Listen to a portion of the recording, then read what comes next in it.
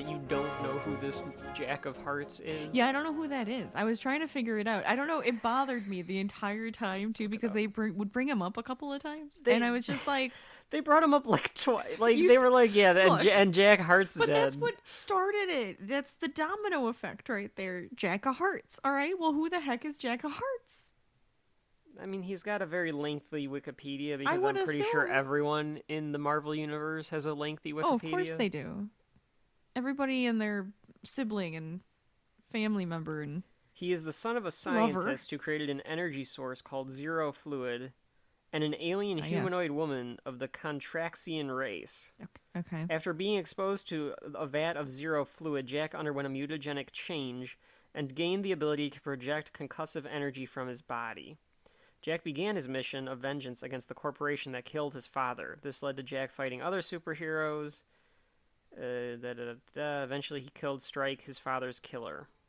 I don't know when he becomes an Avenger. At some point in this, he becomes an Avenger at some point. When his power levels began to increase beyond the capacity for his containment suit, Jack of Hearts chose to commit suicide rather than continue living in an isolated containment room for 14 hours a day. Jack took a child murderer who had abducted Cassandra Lang, the daughter of Scott Lang, along with him when he exploded in space. With his uniform destroyed in the blast, the naked body of Jack of Hearts drifted deeper into space. Okay, so... Wait, he was in space? Before this? Apparently. You know what? No. Alright. So, there you go. I mean, I just want to know how he died before this, because he comes back as a zombie. No, that's what I'm just... Thanks. He first appeared in The Deadly Hands of Kung Fu number 22 in March of 1976. And apparently the last thing that he did was in Avengers Disassembled. So there you go. Well, okay. All right, we got something. You got something. That's fine. Yeah. It's not like that important, but it's fine. No, it's not that important. You know the other thing about this one, about this particular story, they're terrible. Like, they're really bad at their jobs. I think that's on purpose. I think it is on purpose. That's the point. Yeah. But they're really bad at their job. It does feel like they're really bad at their jobs, and they also just kind of feel a little disjointed, but maybe that's also on purpose. I guess we'll get into that. So, I am Kevin. And I'm Rachel. Oh, Rachel wasn't ready. Hang on. We need to redo it because Rachel was not ready for it. She was like, shit, I didn't expect that to be the opening. You could just cut my voice saying I'm Rachel earlier. Nope, we're doing it all over again. God damn it. I'm Kevin. And I'm Rachel. And this is Shelf Life, a podcast hosted by our brother and sister team. What? We're doing a superhero thing today. Just every time you go, this is Jeopardy. Well, yeah. I thought it was different enough. Yeah, it's fine. A podcast where our brother and sister team go through all things pop culture, one at a time, be that any genre, movies, TVs, books, games, video games, sports entertainment, comics. Oh, that's the one that we're doing today. Rachel, we are in the middle of Volume 3 here at Shelf Life, and we are venturing back into the land of comic books. What is up for contention for the shelf today? Today, we have read the comic book Avengers Disassembled. 2004. Avengers Disassembled. Okay. Yes, we are going into the Marvel Comics world again. We are doing Avengers Disassembled from 2004, written by Brian Michael Bendis and drawn by David Finch. So, we did Old Man Logan back in Volume 1. Please check the archive. That was an alternate universe comic book. Yeah. In a different universe. Yeah. In the future. In the future. This is a mainline, continuity-stricken, like, canon comic book. Which is crazy. From Marvel. Yeah. It's the first one that we're doing here. We're going to start at this point. There's a reason that we're starting from this point, of course, too, Rachel. Do you know why we're starting at this point? Enlighten me, Kevin. Okay.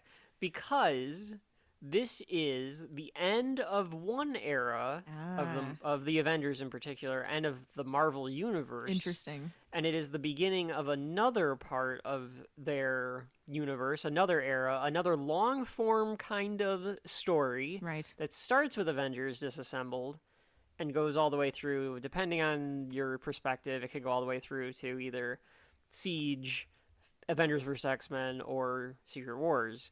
So we're starting here because this is kind of the beginning of the long-form event era of Marvel. This is the first event, if you will. I like that. That's a good place for us to start, I think. And some people really like this, some people really don't. There's a lot of people that don't like the fact that they did all these events, but I think that I liked having like these events every once in a while. I think they do it a little overkill now, but like it feels big. This whole era feels very continuous. Yeah. And stuff. So Rachel, what happens in Avengers Disassembled? And there came a day unlike any other, when Earth's mightiest heroes found themselves united against a common threat. I mean, it's pretty much the same thing with every Avengers, isn't it?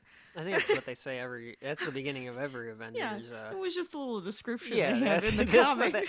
Well, okay. And I'm like, that's like the same thing that they always so say. For anyone that doesn't, I think most of the comic books do this. They'll put a little blurb at the beginning of the comics to tell you what you're about to read. And like Avengers, Spider-Man, X-Men, they all say the similar thing. Oh, yeah. Since the beginning, it's like that's your premise of what that character is. And then maybe at the bottom it'll say like what. So this is supposed to be the Avengers' worst day. Right. A big thing happens that they have to try to understand what's going on. I guess like chaos kind of ensues. Yeah, because shenanigans once again, but it's like more like chaos on this end. Honestly, there's a lot of fighting. And it's very confusing. It's supposed to be someone's trying to destroy what the Avengers Somebody is coming for the Avengers are about. Right. I guess is kind of the idea. Yeah, I guess that is kind of what this is trying to do. It's trying to destroy the Avengers. Something or someone is trying to destroy the Avengers. And they're trying to fight back against it. Or stop it, or whatever. Well, they're trying to stop every immediate threat, and then trying to figure out what the real overarching threat is. Right, really. Which is something that Hawkeye points out. Yeah. And kind of is like, well, I guess we should get to we'll get to that, we'll get to Hawkeye. So, Rachel, do you have any personal history with this particular comic book? Have you read it before? Do you remember reading it the first time? Anything like that? I do remember reading this. I'm pretty sure I was probably on a vacation when I read this comic book. I think this was one of my vacation comic books. Yeah. But I do remember reading this one. I don't really have like a lot of history to like discuss. I don't think. You don't remember quite like feeling or anything? Oh, there was like a lot of feelings because like a lot of stuff happens and you're just like, whoa. Yeah. So I mean, yeah, that's kind of that would be my description. I read this, saw what happened, and it was like, holy crap, and a lot of the different pages. And then big things happen after this, so it's kind of like a good lead into that for me. I think both of us would probably say that we read House of M before this one. Was it? Did we read that one first? So is that why I kept thinking that this was after House of M? Maybe. Okay. Because in my head I was like, this is after House of M. Isn't it? I can kind of explain this for myself, and I think then you kind of follow suit. I read comics as a kid, probably read them a little bit as a teenager, but kind of fell out of it. I lapsed on everything, and then I remembered, like, oh, I like all this stuff. I should probably go back to doing that instead of trying to be cool or whatever I was doing in high school. It's probably more so you're just busy. Yeah, and just not picking up the hobbies and things like that. You don't get the hobby all the time. So picking up the hobbies again in college, I needed to order a textbook. Pretty sure I ordered both of these at the same time. I might be wrong about this, and I might have ordered one after the other, but go with me on this story. So this is back in the day when you didn't have free shipping on, like, Amazon or whatever. So I needed to order a textbook, and I needed to get free shipping. But so I was you had like, to hit like a certain amount of money. Yeah. So I did this with two different books actually at two different times. I read Hunger Games this way because I was $2 short and they had a paperback version of Hunger Games. So I'll repeat that story when we do that. Nice. But I needed to find a book, and I was like scouring Amazon to try to find this book, and found House of M on sale. And I read what the description of it was, and I was like, that sounds interesting. All right, like, what the hell? I'll order it. I need to get free shipping. It's cheaper than the shipping cost would have been because it was, whatever. So I read House of M first. And then I looked up, okay, what precedes this? Because why is this happening Right. in House of M? Like, you know, is there a prequel? Right. And this is the prequel. This is the first step of that. See, that makes more sense. Yeah, it does make a lot of sense that it goes this way. So then I ordered that trade paperback, and then I ordered Civil War, and, you know, all the rest of them that kind of come after this. That not Proceed. Is it Proceed? I think it is Proceed. Proceed and Proceed. Proceed would be before. Proceed is after. Succeed. Succeed? Niche? Niece? Whatever, Russ, whatever. I don't know. Now I'm confused. All the words just sound the same. So again, my guess is, Rachel, that's how you kind of fell in it. Oh, no, I assumed that's what happened, because you would have probably been like, hey, you should read this. You'd like this one. And then I read probably House of M, and then you're like, hey, I found this one. Here's your stack of comic books to read this summer. And then I would sit and read the comic books on vacation. Yeah. Yeah. So that's how we come here. And the reason that, of course, we said we're doing this first is because it is kind of like the first chapter of one era. It's kind of the last chapter of a previous era. So we can kind of go into a little bit of how this kind of came about. It kind of comes about because of Brian Michael Bendis. Now, a lot of this is anecdotal. It's hard to find a lot of this, but you can see it in like little interviews, or you can see it in snippets of other people talking about it. So I might have some of these. I wouldn't call any of these facts. This just seems to be like how this is kind of strung along, right? So Marvel's editorial staff plus Bendis were looking into ways to modernize the comics. Marvel's editorial staff comes up with the idea to make the ultimate universe. And Bendis is given permission to rewrite Spider-Man with no continuity needed. So he's going to make a new universe starting with Spider-Man. And he can do everything with Spider-Man. And people love this thing. They think it's great. They think it's a great new take on Spider-Man. They think it's very grounded. It's realistic. The stories are slower and more character-driven than Spider-Man was in the 90s, which really did a lot of disservice to him. So he becomes a big hit in the comic community. That's exciting. I like that. Marvel editorial is like, well, what else do we have that needs a boost?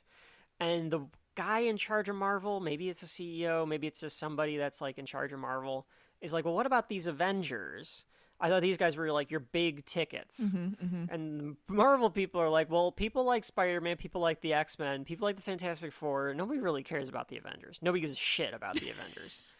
Like, yeah, Captain America, fine, whatever. Iron Man, Thor, all this shit. Weird to think that way now, but right. Yes. But that's what it was. Sure. Yeah. They were respected in the canon of the universe. Right. But they were kind of off doing things that were almost too big for them.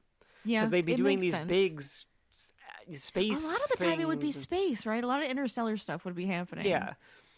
And the thought process for 30 or 40 years for Marvel was you prop up Avengers with the trinity of Marvel, which is Cap, Iron Man, and Thor. And you prop those three up, and the rest of the Avengers team is garbage that nobody cares about. But if they're on the Avengers... Okay. Let's not call them garbage. Okay, whatever. I mean, some of these characters are garbage. They're weird. Sometimes there's like some just like, where did you come up with this concept, and why did you come up with this concept? But yes, they're small characters. They're characters that are not going to carry a line of books on their own. But they thought, well, if we have these characters and they're in the Avengers, then people will think they're important because they're in the Avengers. Right. The problem was, did the opposite thing, and it made the people go, the Avengers are a ragtag group led by three people that are way too good for this. Right.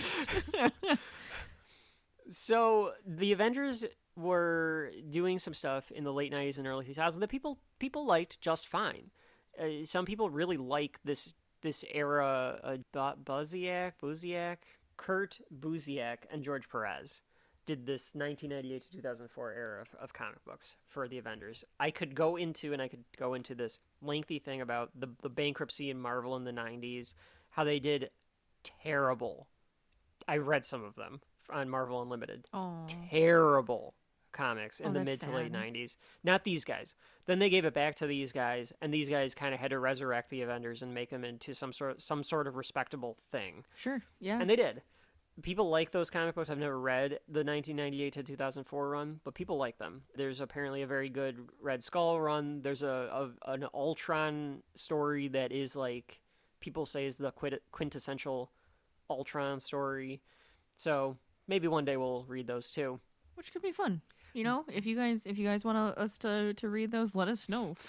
Well, I'm sure we'll get to that. Give us some suggestions too, because sometimes there's a diamond in the rough that we would love to get to see, or something outrageously horrible that you just have to read it to believe it. The other thing I was thinking, Rachel, is like these main event stories we'll read in order, but we don't have to read everything in between. So like we don't have to read X-23 before House of M, but we can come back and read X-23. Oh yeah, that works for me. Okay, I can't wait for House of M. These guys are doing just fine. It's kind of the times. I've heard it's a little corny, and you see that even in this, even written by Bendis. There's a little bit of like comics, this feels, but it feels older than the mid-aughts books a little bit. I suppose, but I always feel like even in anything like newer, there's always going to be something corny. It is a comic book. That is kind of that's just like a part of it. That's the genre. Yes. Still, but you're just saying that it's like it feels like corny as in like older. Right. A little bit retro.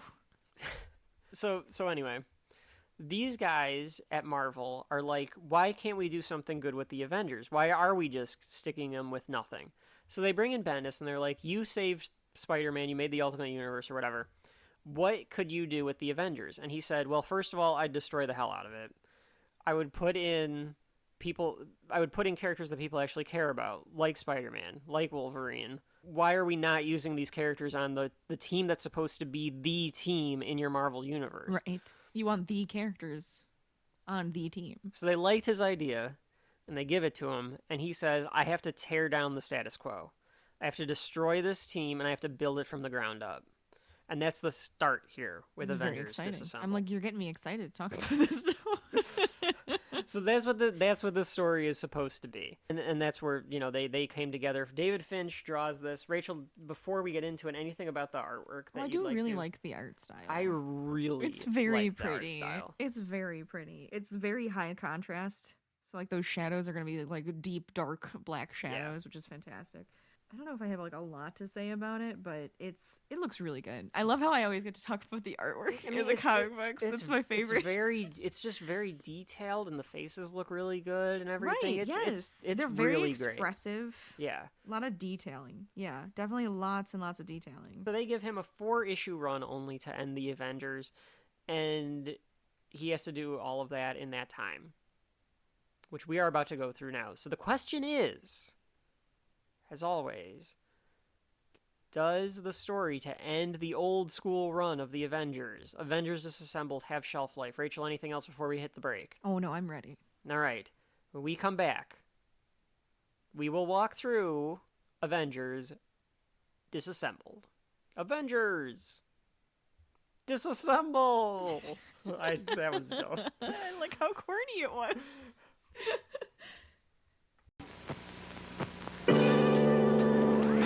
Captain America here. I need your help battling the energy wasters, the thermal thief, the wattage waster, and the cold air crook. These insidious villains are probably in your home. Defeat the thermal thief by shutting doors.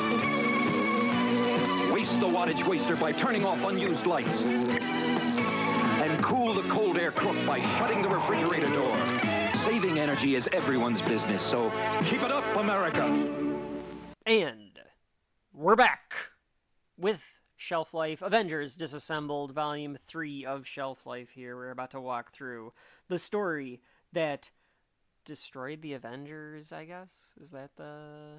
Disassembled them. Okay, disassembled. You're right. I'm sorry, it's like too on the nose, but it is true. It's such a weird word to say. Disassemble? Like, I mean, I know Avengers Assemble was always the mantra of Cap or whoever's leading the team. Yes. And it's because it's alliterative, probably. Right. Hey Jack, what word do you think we can put in here for it's Avengers? And what do? It's gotta They get start with an A. together. Avengers Achieve, Avengers Avanti. I don't know what we're gonna do I like here. Avanti. What the hell are you talking about, Stan? It's not gonna be Avengers Avanti. I thought we could, it allows the kids reading the book to come up with a new word.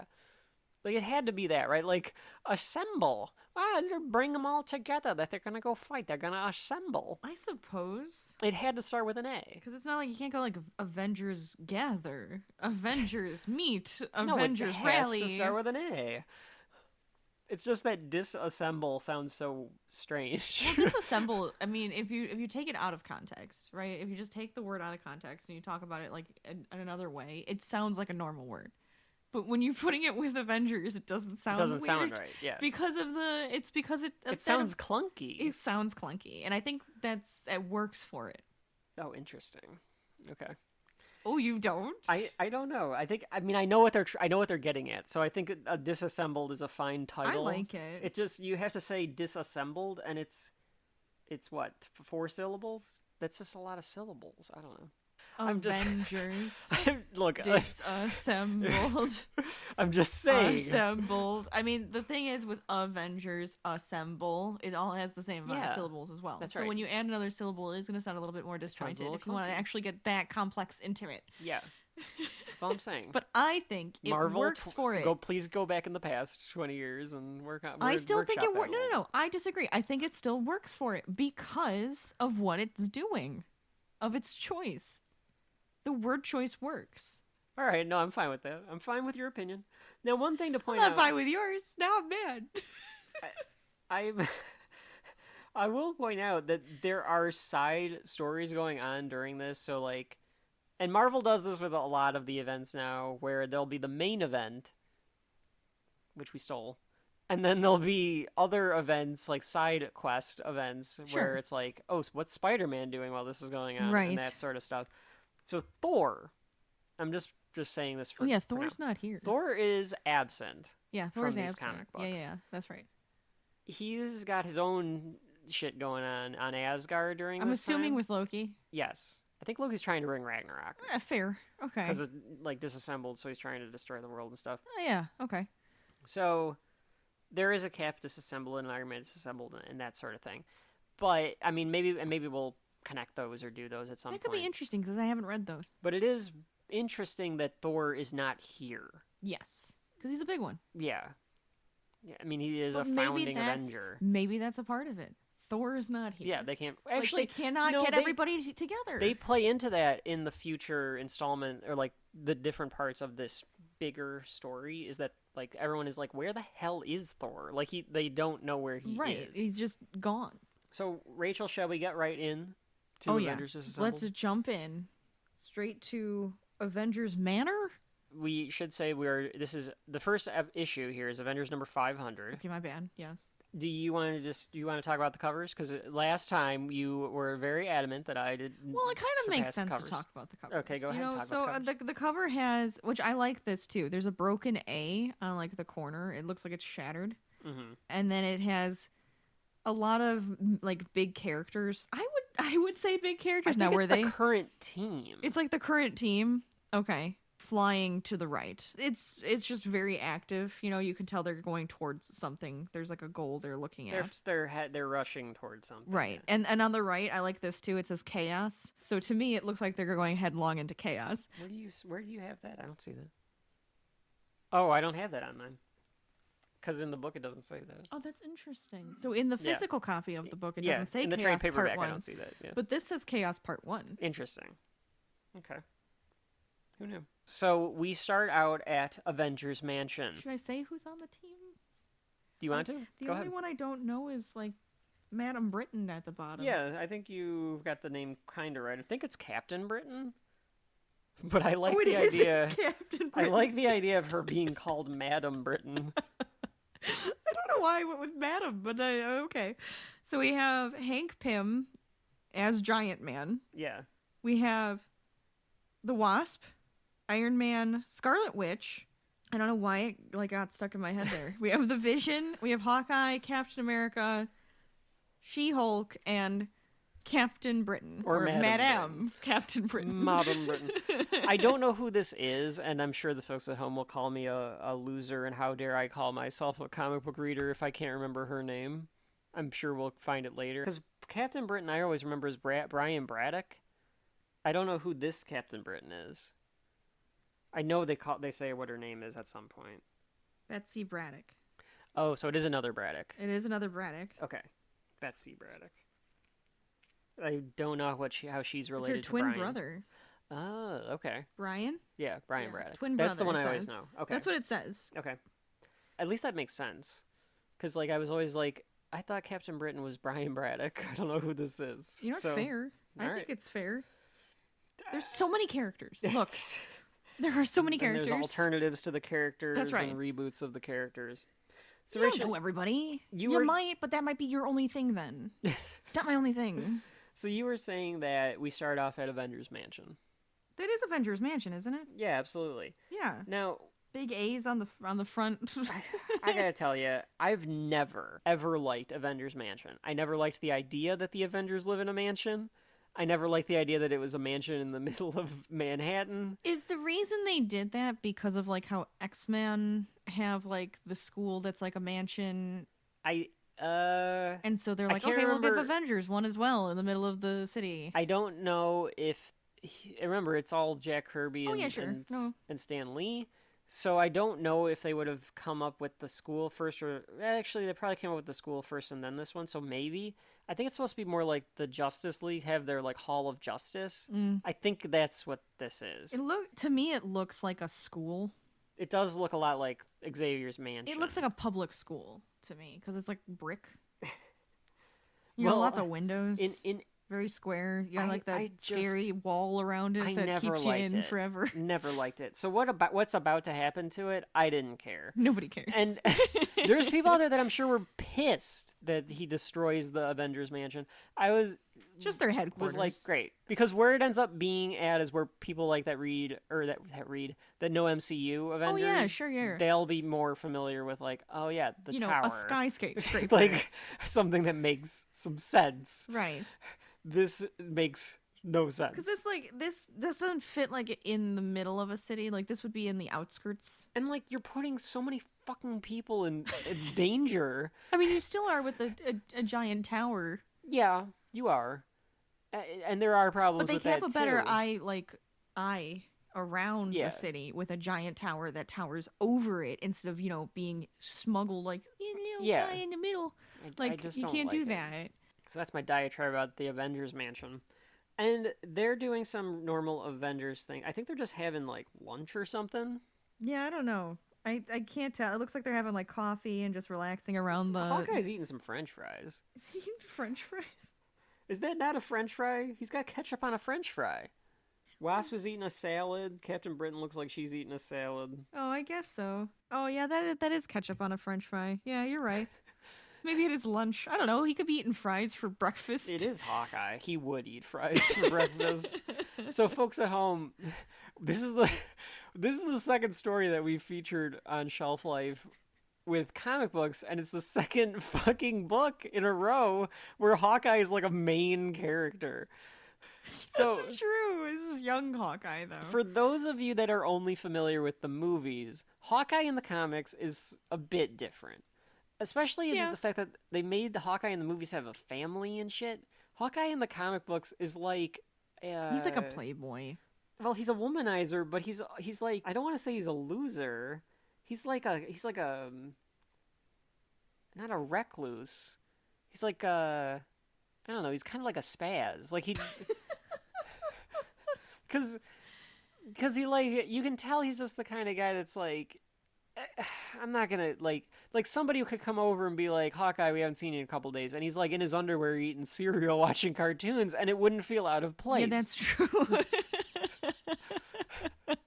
He kind of just does what he wants. Yeah, that's what I'm trying to say. He's kind of a rebel. Yeah, I mean he's not really I wouldn't call him a rebel. I think he's just kind of like, I don't know. There's a word. Yeah, there's a word, and it's not coming to mind. I'm gonna remember it while I'm editing the fucking thing. I'm gonna be like, yeah, this is the word. Just edit it in. As opposed to the movie, he's a lot more of that cavalier character. Cavalier's good.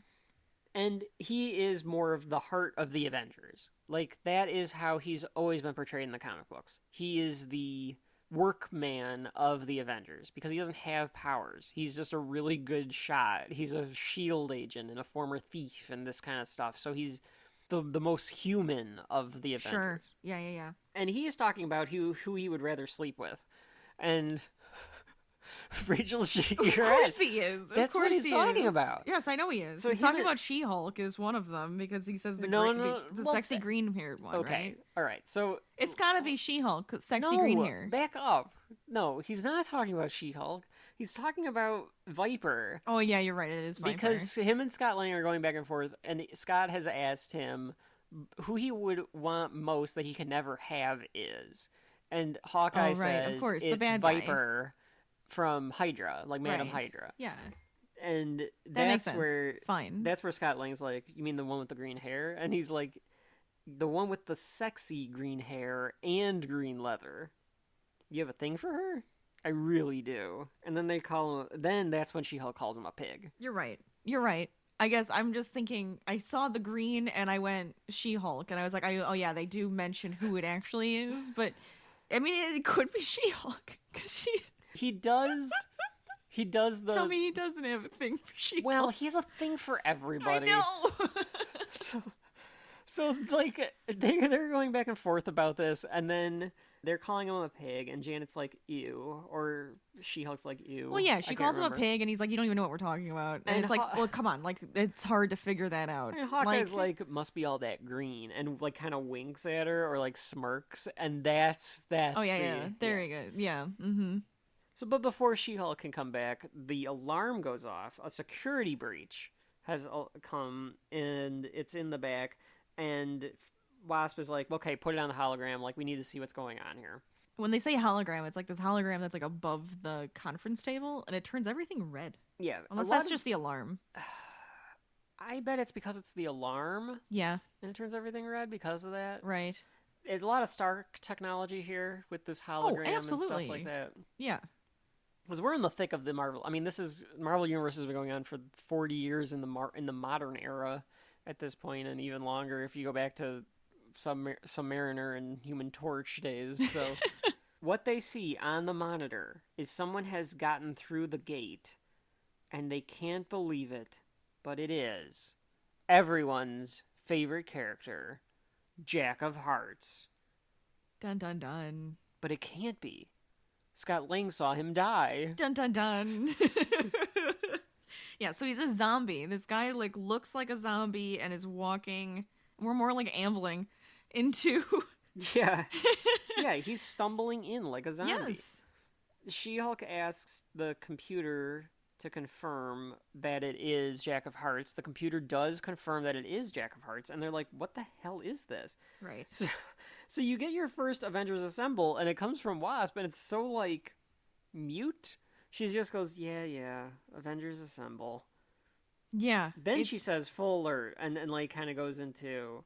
Well, I do find this is the part, this is why I wanted to know who Jack of Hearts was, is because she does ask, like, what's the radiation level? Like, what are we dealing with right now? Because we don't want to just run in there. Yeah. If he's just bringing a bunch of radiation into the zone. Which apparently he would because he's half alien and died in space or something. Yeah, well, he was also hit and he was in a contamination chamber or whatever. Yeah. Yes. Yeah. So see, all of that was a little bit kind of necessary to know. Yeah. I guess so. I can't remember what I did the first time I read this, but when you're reading any comic book, especially any that has decades of continuity to it, you just kind of have to flow with it. Oh, yeah, you just roll with it. Even if you don't kind of know, you just kind of go, all right, like I assume something happened or whatever. Because it might be difficult to look up. Sometimes it's going to be hard to look up, but you can find that information somewhere. One thing we might do at the end of this, Rachel, is I might kind of tell like what my thoughts of like if I had to headcanon like what's going on to get to this point in the Marvel universe, because for me I always try to think of like what would my timeline of the Marvel universe be, you know, because you can't keep all of it there. Mm-hmm. It's just there's too much stupid shit there, right? So you should headcanon what you want in there anyway, right? And then you have your own headcanon line. Yeah, especially if we kind of at the end of this if we decide that we need to discuss what would have made it better or anything like that too. Sure. So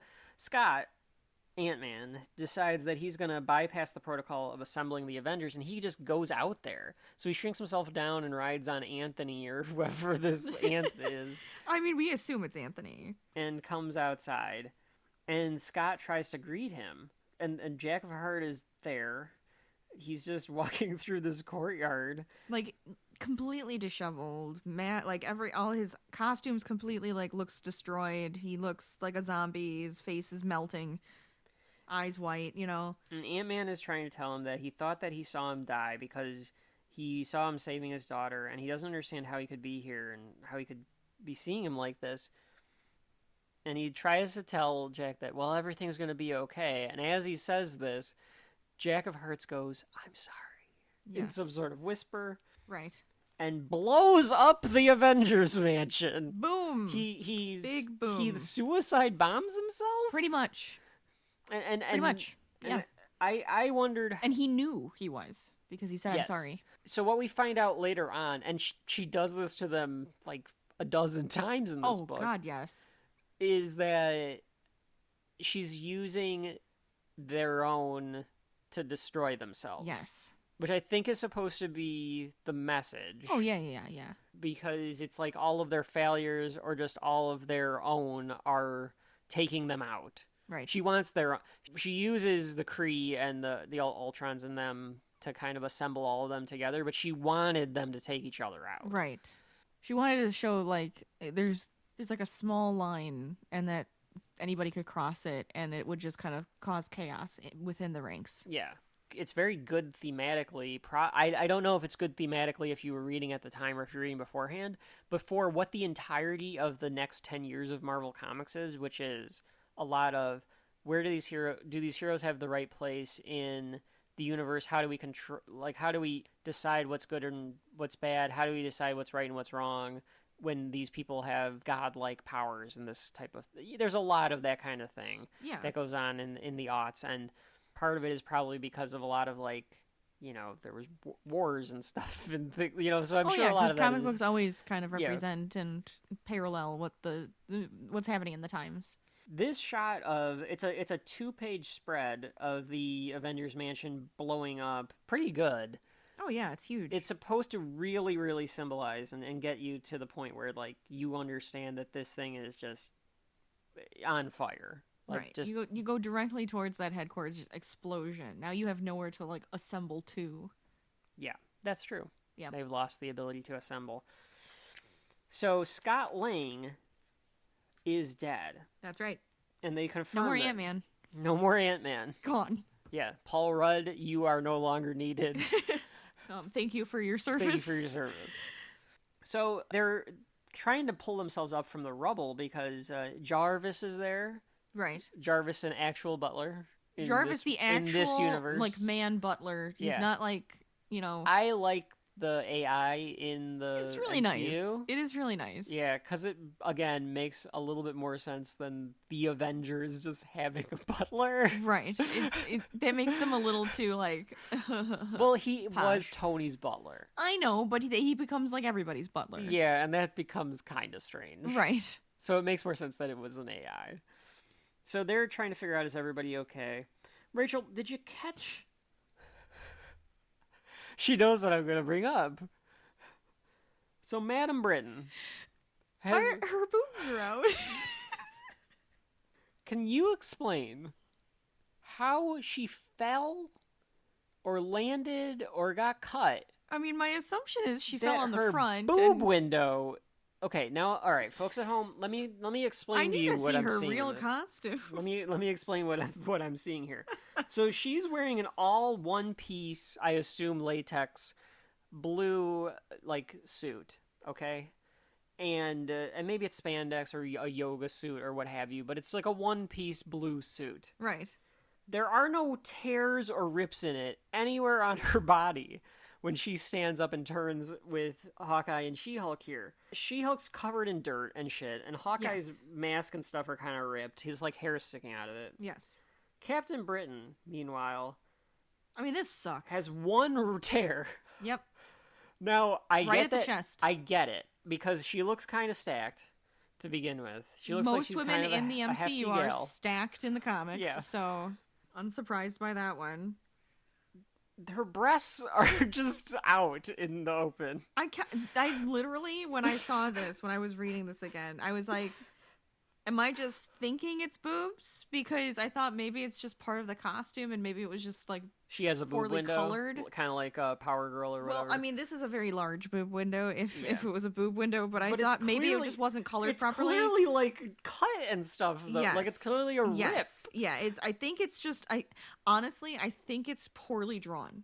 Oh, David Finch. The boob spot. Because Just the boob spot. Okay. Because if you look at like the panel below it, I think it's just supposed to be cut where it's torn off the top of her like breasts, so you can like see them now. It's a poor like, it's perspective. not supposed to be here. It's Yeah. supposed to be here. You know, it's not supposed to be like the entire chest is just hanging out right Yeah, now. She didn't get the Padme. I think it's just supposed to be you get to see the cleavage, and I Yeah. think they were like, oh yeah, cleavage, and then just drew a full line down and the then, body. And then it just kind of got away from him. And he was Yes. like, whatever. Just yes, put it in there. So I think that's what happened, but I do think why isn't anything else ripped on you? It looks a little funky. Now the other possibility Jesus.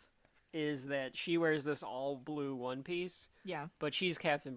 I mean, the Braddocks have money, but she's like, I mean, Wasp should have made this costume for her, but anyway. Yeah, with like armor around the chest. Maybe she does. Chest Maybe plate. that's what I'm saying. Maybe there's either a plate or a sewn-on patch of the British that's what or the Union Jack. It's so weird. And that's that what came off. Oh, so And it's now just, she's so it's like, just metal. My tits are out.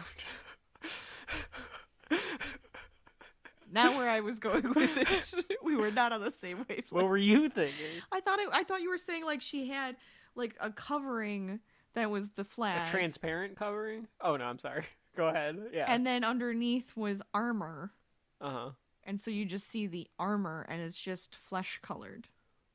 Like it's just skin. No, I don't think she's wearing transparent armor. I think I didn't I'm saying, say transparent. I'm not saying I'm transparent. saying You're saying she's always transparent. like Stop putting things in my mouth.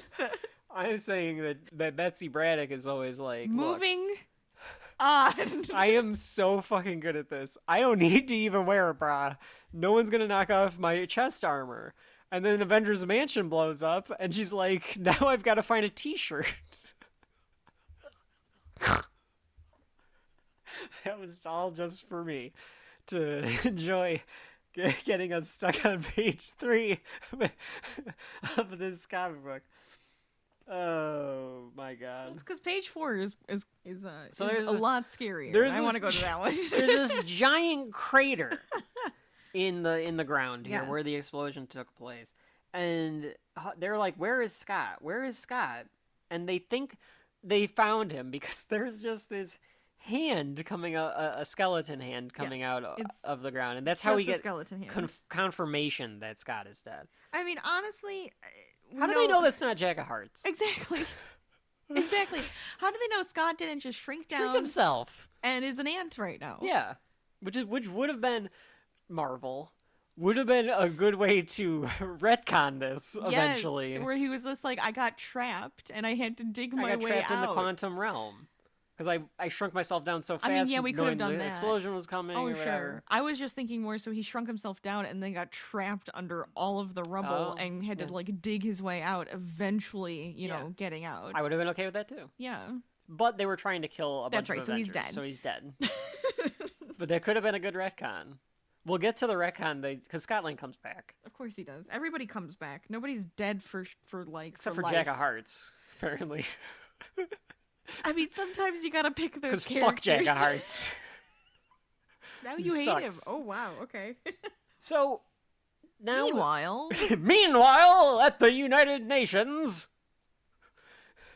So Rachel, one thing that they needed to do by disassembling the Avengers was make them independent again, because Sure. at this point, not only is the Avengers a sanctioned entity by the United fucking Nations, which Yeah. is stupid, also Tony Stark is the Secretary of State of the United States of America, and that's that just doesn't make any silly. sense.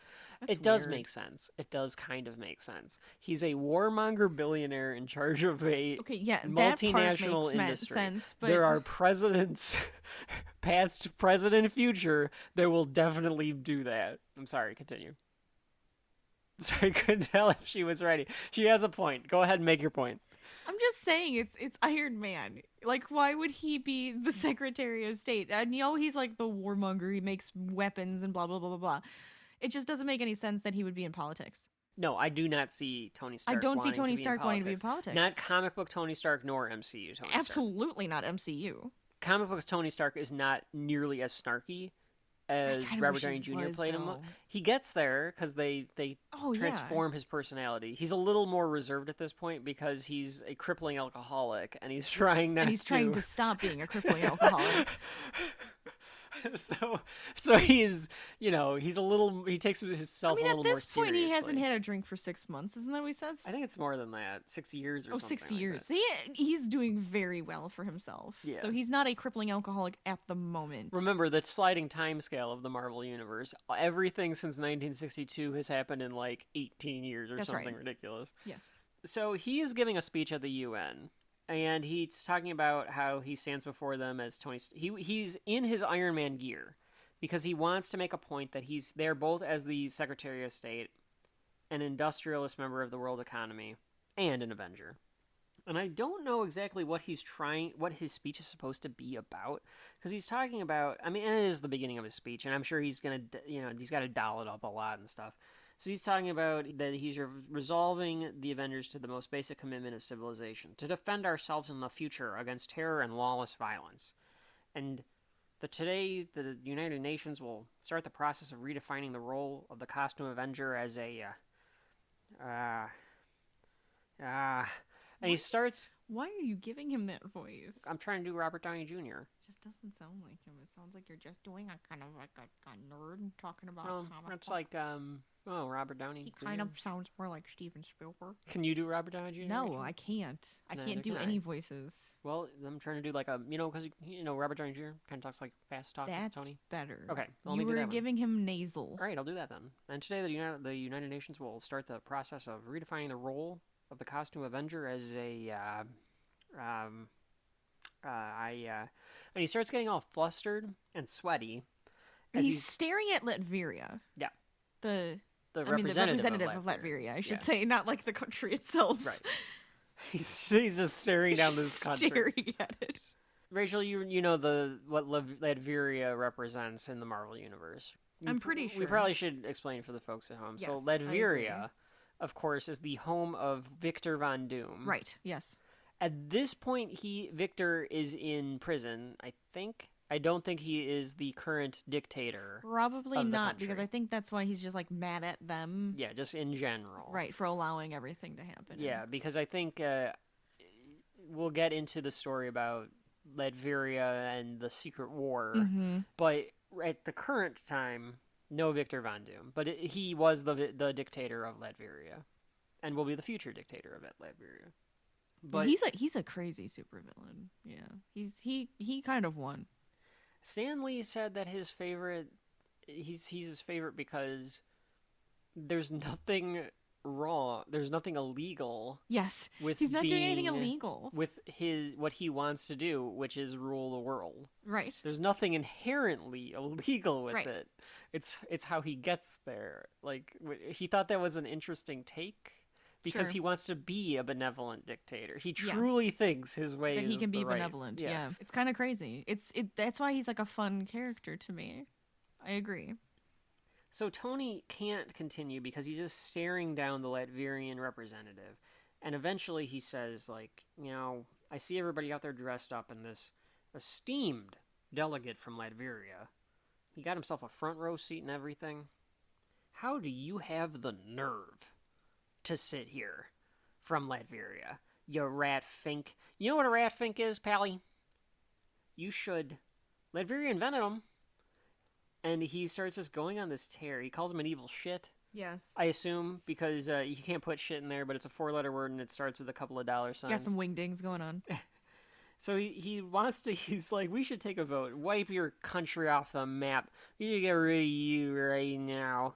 So I wish that they would have shown him like starting to slur his words or yes, something. because he's not slurring. He just looks sweaty and angry. He's very sweaty and very angry. Yeah. But maybe he doesn't slur when he's drunk. Is Well, like his he was a professional drunk, so he knows how he feels. Yeah. You know. Right. So Hank Pym as a Yellow Jacket is behind him, and he's like, Tony, like, what's wrong with you? And he's like, you need to calm down for a second. yeah, and he's like, look, we're all thinking it. And he's like, Tony, just calm down. He's like, get off me, Pym, you bastard. And he's like, look, he's stinking this whole place up. T'Challa is there. Yes, of course he is. Representing Wakanda. Right. And he tells Tony he thinks it would be best if he steps down. And Tony just goes off. He raises his reactor. Yeah, in his hand. Toward Latveria, and T'Challa like stands in front of the guy from Latveria, like, what is wrong with you? Yeah, he's pretty much like threatening him at this point. Like, I'm just gonna kill him and get rid of him. And Tony, it's zooming on his eye, and he starts to cry, which was interesting. I think it might be a heightened emotion thing. You know? Yeah, I suppose. Or he thinks something. He realizes he's doing something and he can't wrong, stop it. and he's upset, but he wants to do it anyways. Yeah. Wanda is also there. It was Wanda, Yellow Jacket, and Tony. Tony like storms off stage at this point, and Yellow Jacket shouts, "What's wrong with you?" And Tony says, "Don't you have a wife to beat?" Which of course, which is a great, that's a great comeback for Pym because he's an ass. But why are the Avengers still allowing him to be an Avenger? I don't know. This is my point. He's a wife beater. These people, which might be his point of putting it in this book. Like, we're breaking up the Avengers. Let's like air out their dirty laundry, right? And this is where they do put like the little bubbles. I guess they do put that in a couple of like the past panel too. They put those little like bubbly like little spark lines above their head, which usually means drunk or like drinking. Oh, I didn't even notice that. Yeah. It's very subtle, but it's there, so it kind of usually means like, oh, somebody's getting tipsy. Gotcha. Okay. Yeah. Okay. It looks like little popped bubbles. I did not notice that. I'm glad that you noticed, because yes, that's a comic book way of showing. That's supposed tipsy. to be your indication of what happened, Intoxicated. like what happened to him. Yeah. Right. So Hank takes over and he starts offering apologies, but Tony is off on like some like side room or something like that, and Wanda walks up and is asking him, "What, Tony? Can I don't know how to do the accent that I don't think you should." Elizabeth Olsen does for Wanda. It's tough because it's an Eastern European accent, but it's kind very. Of thing, but she does subtle. a very specific. She's doing it a region. She's like doing a very specific. Yeah, like she must have done a lot of research on that. Then. So anyway, he tells Wanda that he knows this feeling. He thinks he's drunk, and she's like, "Tony, you've been sober for so long." And Wanda's like, I haven't drunk anything, I promise. And as they're talking, there's beeps, and she looks at her pager or something. Yeah. This is the Avenger pager. And she's like, "Oh, it's a code white." And they're like, "Oh no, the mansion." And they're like, "We have to go." So what I find interesting about this page, though, is Wanda is in the shadows the entire time. In the shadows the whole time. Yeah, like you never dark, see her you face. do not see her face here. You saw her face on stage, but then it's now it's just constant shadows, and you just set to see the outline. You know it's her. Mm-hmm. Yeah, I was trying to figure out if that's because they don't want you to see the expression on her face, or if it is just kind of a foreboding. I'm also wondering, is she actually there? Is she projecting herself? Did she leave and she's projecting herself? Maybe. I mean, Hank acknowledges that she's there too. Well, yeah, I know, but but she can just like show herself wherever. She's ridiculously strong, right? So I'm like just wondering, and then like, or yeah, maybe she doesn't want to show her face because maybe she's concentrating on doing something. Yeah, or it is just kind of like an artistic choice to have her like in the shadows at that point. No, I think it's also foreshadowing. Yeah, literally shadowing. Literally foreshadowing. So Tony falls to his knees. Yes. I don't know if that's because he's also drunk, if that was kind of the thing there. Yeah, I mean, he's like distraught too because he's like, I know I haven't drinking anything. I'm distraught. So back at Avengers Mansion, the fire department has shown up. They're putting out the flames and stuff. They're trying to explain. This is where they're explaining the thing about the radiation and stuff like that. Exactly. They're afraid that maybe there could be more radiation in the ground and all of that kind of stuff. And does everybody need to be protected? Shield is there as well. Shield is there to clean it up because, of course, if anything happens with superheroes, Shield is going to insert itself to investigate what could have happened here. Right. And one of them is giving Jarvis a hard time because he's like, I appreciate your concern, but I would rather you tended to. And he's like, listen, Pappy, there's a lot to do here. Just tell me where it hurts so we can. And as he's giving Jarvis a hard time, in walks Steve Rogers, Captain America. Yes. The unquestioned leader, or at least co-leader of the Avengers at all times. Right. Even if he's not around. And Steve says, you talk to this man as if you were speaking to me. Right. As far as I am concerned, this man is an Avenger. So he is. And he is. Jarvis is canonically a very important part of the team. That's right. Even if he is a butler and it's stupid.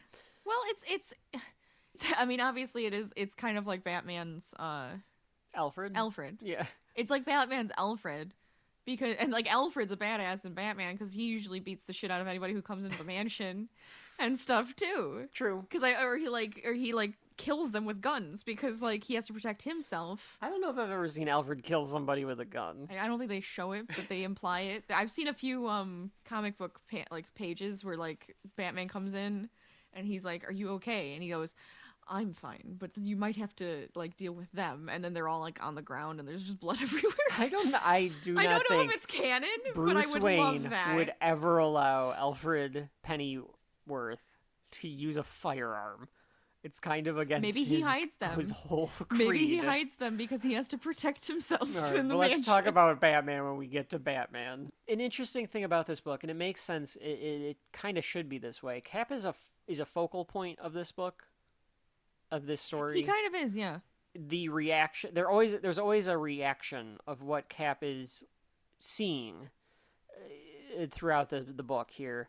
And he asks Jarvis what happened, and Jarvis says that he thinks that Scott Lang has died. Someone is going to have to call his young daughter. Right. Which, MCU, it's the same thing. There is Cassie Lang is Scott's daughter. She's a teenager in Marvel continuity, and I guess in the MCU continuity she is now too. Yeah, it all kind of works. So, Cap looks devastated by this news. That drawing of Cap is a little odd, but whatever. As this is happening, there's a 2-page panel, or 2-page spread, of a bunch of vertical lines coming down.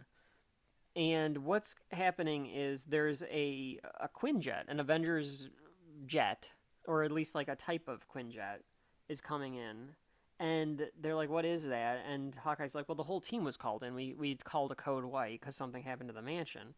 And they're like, well, it's coming in pretty fast. And he even goes back to Captain America's face. And you see, like, he's realizing something, like, this thing's coming for us. Yeah. I think he even sees Vision inside of it, too. Yes, because the whole thing it's supposed to be very active, this page, or these 2 pages. The rest of where this it goes back and comic forth between, is, like...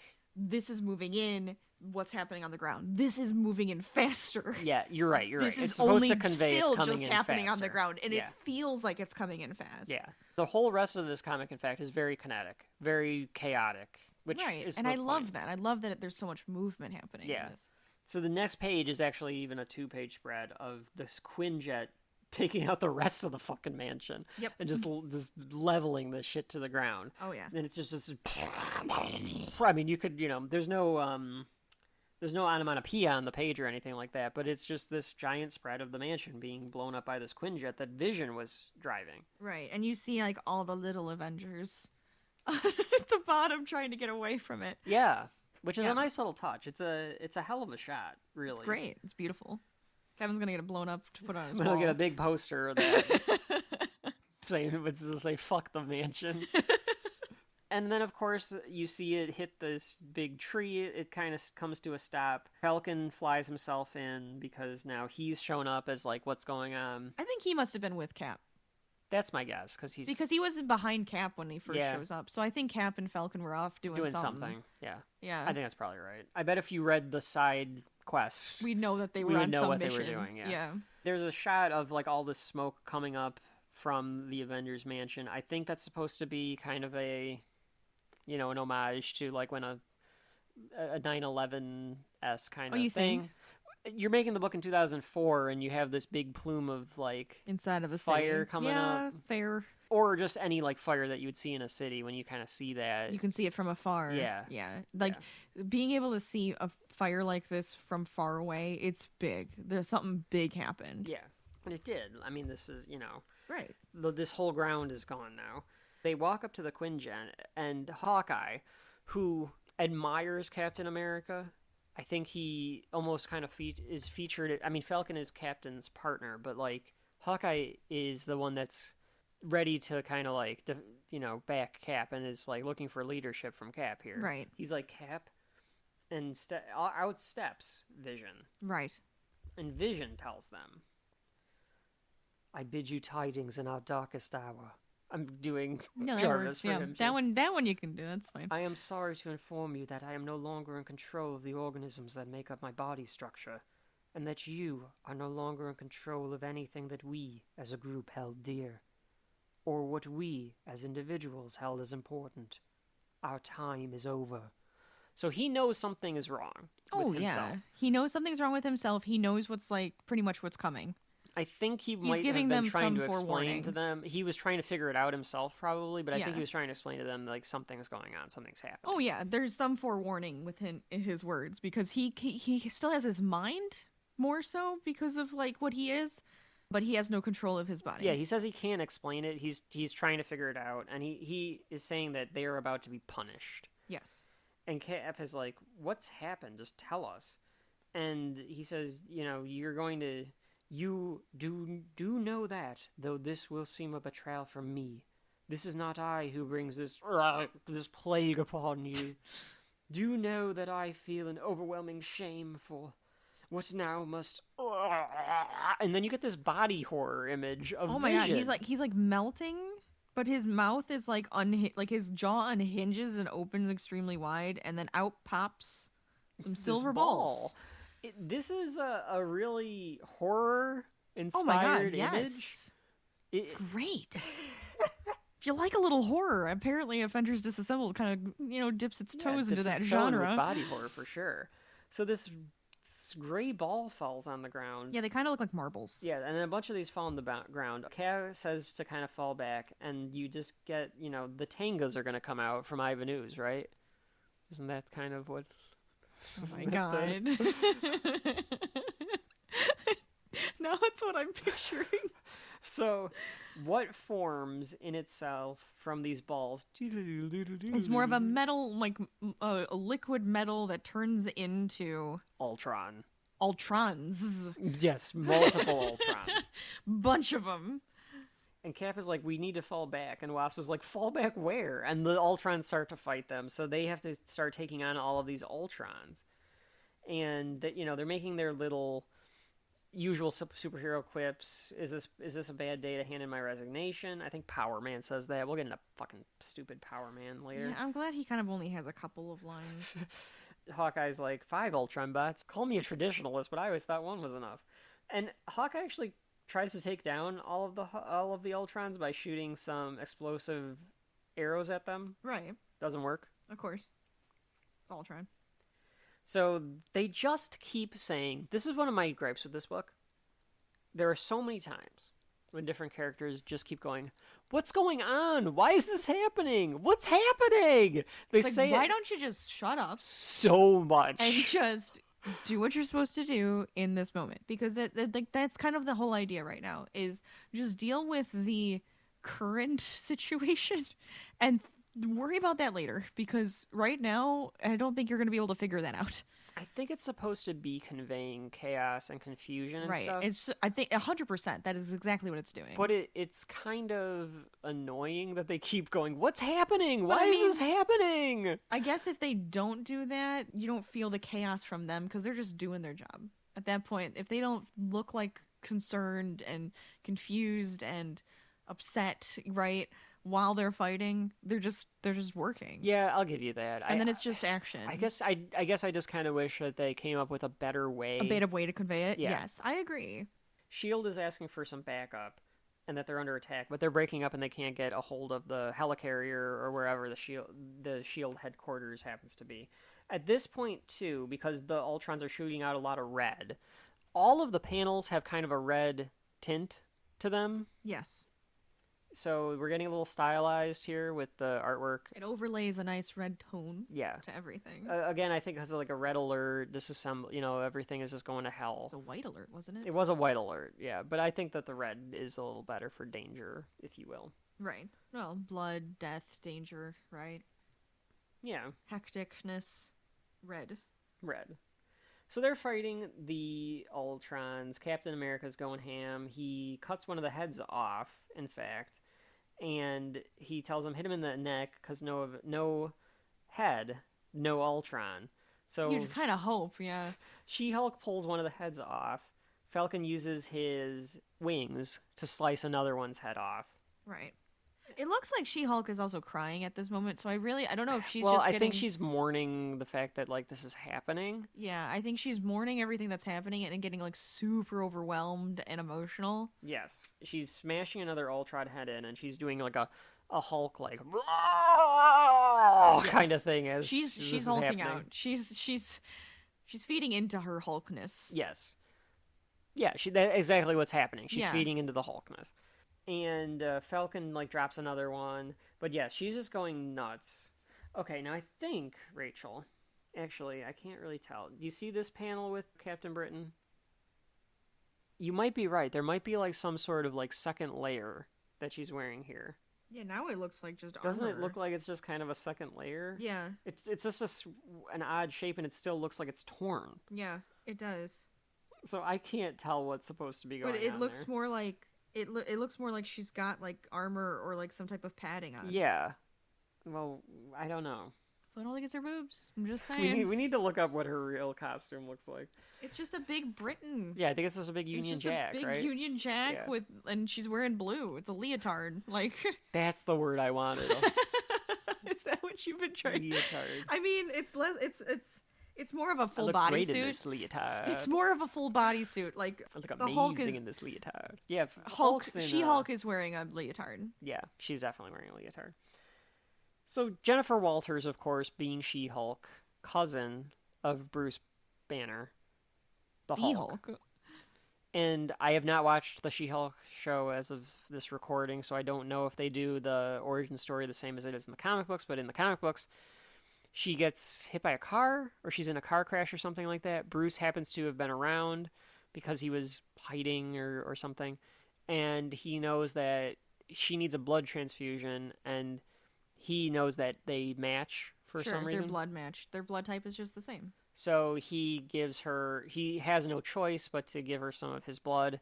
So she has Hulk blood running through her veins, so she can Hulk up. So she's not as powerful as Hulk necessarily, but she can control because her she wasn't emotions. hit like with the radiation like Bruce was. He's like just giving her some. Yeah, so she like a small is dose super of it strong. into her She blood. Hulk, but she can control her emotions at the same time. Yeah.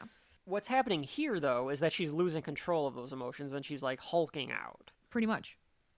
And I do like, and you're right, she's, like, crying, and she's, like, just smashing this thing, and then she tears the Ultron's head off, and the group is like, is that the last Ultron? And they're like, it seems like it. And then they're trying to figure out, like, what happened here? Yeah, like, why did this, what is wrong with Vision? Then they think, did Ultron put something in Vision so that when the code white was called, it sparked something in Vision to unleash an attack on the Avengers, which is fair enough. Fair thought. Fair thought. It would have been a good idea by like Ultron. he put these little nanobots inside of Vision that like would pop out. Yeah, when Vision's mind knows that this is like the worst. He hears the code white, and it like sparks that. Yeah, like now's the time to attack because they're at their weakest. Right. It would have been a good. It's a great way to do things right now. Good villain story right there. So that's what they think might have happened, but before they can kind of like go over and see what happened to Vision. Yeah, Vision looks kind of dead on the ground. One thing that I like He about looks the melty. His jaw is like his jaw is unhinged. Yeah, he looks like he melted. One thing that I like about the next few pages too is as She-Hulk gets more crazy, she gets bigger and more muscular. Yes. She grabs Vision. She like physically gets like thicker and bigger, and like she's like growing. Yeah. Like because the more angry she gets. Yes. The more like Hulk it's all that emotion stuff with the Hulk. Because Hulk's not in this either. Hulk is not in the. He's not. Well, he's off again, on again with the Avengers. That makes sense too. He just kind of like wants to be alone. I don't know where Hulk is at this point. He just wants to be alone. Yeah, I'm not sure where he is. So she's like, I'm so sick of this. Why is this happening? Why is Scott dead? And she's like shaking Vision and tells him to wake up. And she like lifts him over her head, and you can, and even in the dialogue bubbles. Oh yeah, like it looks so scratchy and like it's not like a formal word anymore. It looks like just scratched into the page. Exactly. She's getting mad and she's like, "Wah!" like yelling. And Captain America is like, "Put him down, Jennifer. I mean it." And she's like, "He's not even human," or she says, "It's not even human. It tried to kill us." So she's dehumanizing Vision after all this time of them calling of like looking at him as a human, even though he's AI. Right. So was that again? Is this one of those things where it's like, is this like a dirty little thing, a dirty little secret, where it's like, no, in reality, the Avengers, some of them didn't really treat Vision as human, even though they called him that. But in the prior books, they always just kind of. I think it's one of those things where it's like at any moment one of them could look at you and say, "No, you're not actually the human that we've seen. You're just this, right?" But I think that could be done with any of them too. Like they could look at She-Hulk and say, "You're just a monster." Right. That's true. That's true. You're like a Hawkeye. You're just a man. You shouldn't even be here. Like they could do that with anybody, but with like Vision, it's a big deal because it's like he tried to make himself a human and be human and wants to be a part of them. And now she's calling him an it. Well, he's dead already. So. Well, okay, fine. He doesn't get to feel those emotions, but I get what you're saying. Yeah. Steve tells her to put him down, and Clint's like, "Jennifer, calm down." And which is, it's going to piss her off more. Yes, you don't ever tell somebody that. So pissed off at them saying it. And she tears Vision in half. Yep.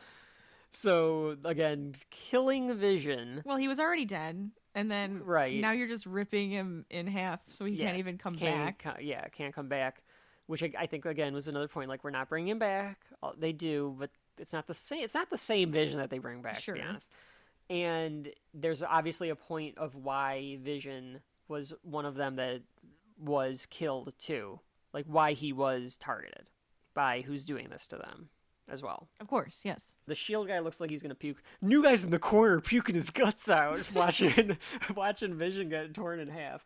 It's like, look, man, you're a S.H.I.E.L.D. agent. Do you not see that he's made of electronics? Did you not do that with every Ultron that got its head ripped off then? Because, good lord. They make it look like there's parts, it's like springs, but they're clearly trying to convey, like, guts. Oh, yeah, with those sure. springs in the way that, like, they're drawn here. But with, like, the yellow electricity bolt, it makes me think more... It looks more android than... That's just kind of what he is. Yeah. Wasp comes over and is like, "Jennifer, please don't do this. You're not your cousin. You can control this. This isn't you." And she goes... "Nah, shut up," and just flicks her. She swats her like the bug she is acting as right now. She swats her like Hank Pym. Oh, it's true. And it's sad. Captain America with an interesting line here. I don't see Steve Rogers saying it like this. "Calm down, lady." Right? That is so not a Captain America line. It's such a weird thing for him to say. She punches the shield. He would have called her Jennifer. If he would have said, like, "Calm down, Jennifer," but "calm down, lady" makes it sound like he's being, like, the biggest ass in the world. Well, it sounds like he's like, "What is wrong with you?" Like, and maybe he's emotional too. I guess, but that and I guess maybe he's pissed off that she just destroyed Vision. The comics and Chris Evans did it a little bit. One of Steve Rogers was a tiny man, right? He's a tiny man, and one of the things that his flaw is he's always kind of got a little bit of a Napoleon complex. I think like, he does. I wouldn't have anything. I wouldn't know anything about that, but this idea that like he still can almost feel like he has to overcompensate a little bit, so he can get a temper. Yeah, he has a temper for feeling like he needs to act bigger than he used to be. Right. And he is that big now. Yeah. So kind of like America. It's kind of a metaphor for the United States. Interesting. So she punches the shield, and Did you go with the Napoleon complex though? Then, because America isn't France. What would you call it then, Rachel? Never mind. Who's a short American? I don't know. A reverse Lincoln. I don't know what the reverse Lincoln complex. Like a reverse Lincoln. The reverse Lincoln sounds. Reverse Lincoln sounds like a. Gave her the reverse Lincoln, then gave him the reverse Lincoln. I gave him the Lincoln, then her the reverse. Most of the presidents are usually tall because the taller ones always win. Tall, but like technically, if you go back and look at like how tall Abraham Lincoln was, he was just tall for 6'3". He was a fucking giant for the 1860s. For the 1860s. Yeah. Yeah. It just doesn't. Still would be tall. Yeah, that's true. You knew you were getting into this when we did Avengers Disassembled. Did I? No. Did I know we were going to talk about that? No. Okay. So she's punching at the shield, and she punches him enough that it does kind of push Cap back. Right. Because she kind of pushes the shield into, like, Cap, and I think pushes him back. I mean, honestly, that makes sense. It should be pushing him back. She should be strong to the point of being able to do that. The shield guys ask for a Hulkbuster unit.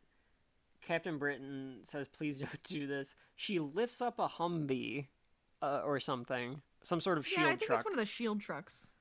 And she throws it on top of Captain America. And it goes to black. There's like a panel of black. Fade to black.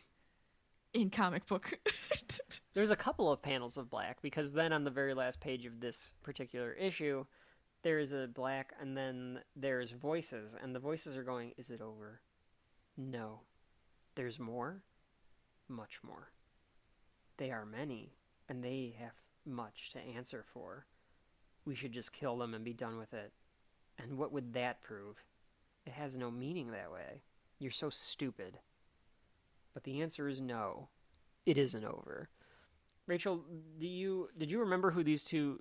There's clearly two voices talking to each other. Right. There's two pairs of mouths we see. We see yes. One pair of mouth, we see a second mouth. Did you remember who they were? At the time of reading this? Like when you reread this?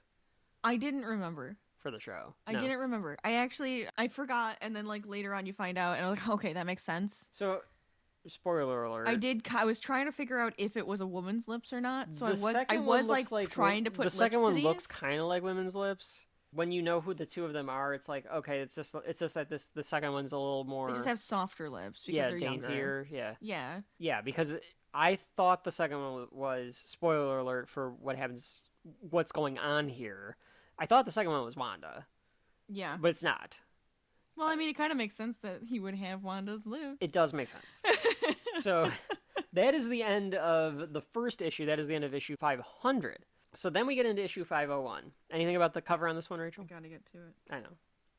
So this one, it doesn't show as many. It shows the Hulk. It's just more characters. It's just character art. It doesn't really feel like it's showing anything that's actually happening inside. No. But it shows Wanda. It shows Iron Man. Sorry. Why did you say it like that? From Spawn. Sorry, continue. It shows Wanda, it shows Iron Man, it shows Captain America, and She-Hulk. But it's a lot brighter.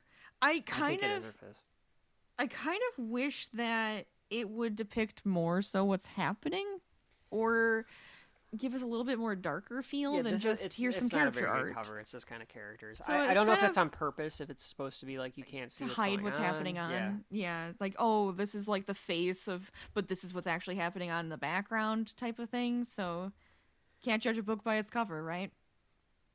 Well, maybe you can. Not in this case. Well, you don't know. Maybe it's very plain what's going on inside, Rachel. We haven't opened it up yet. So we get into issue 501 here, the second chapter of Chaos, I guess is what Rachel says Chaos, that they're part calling 2. this. Okay.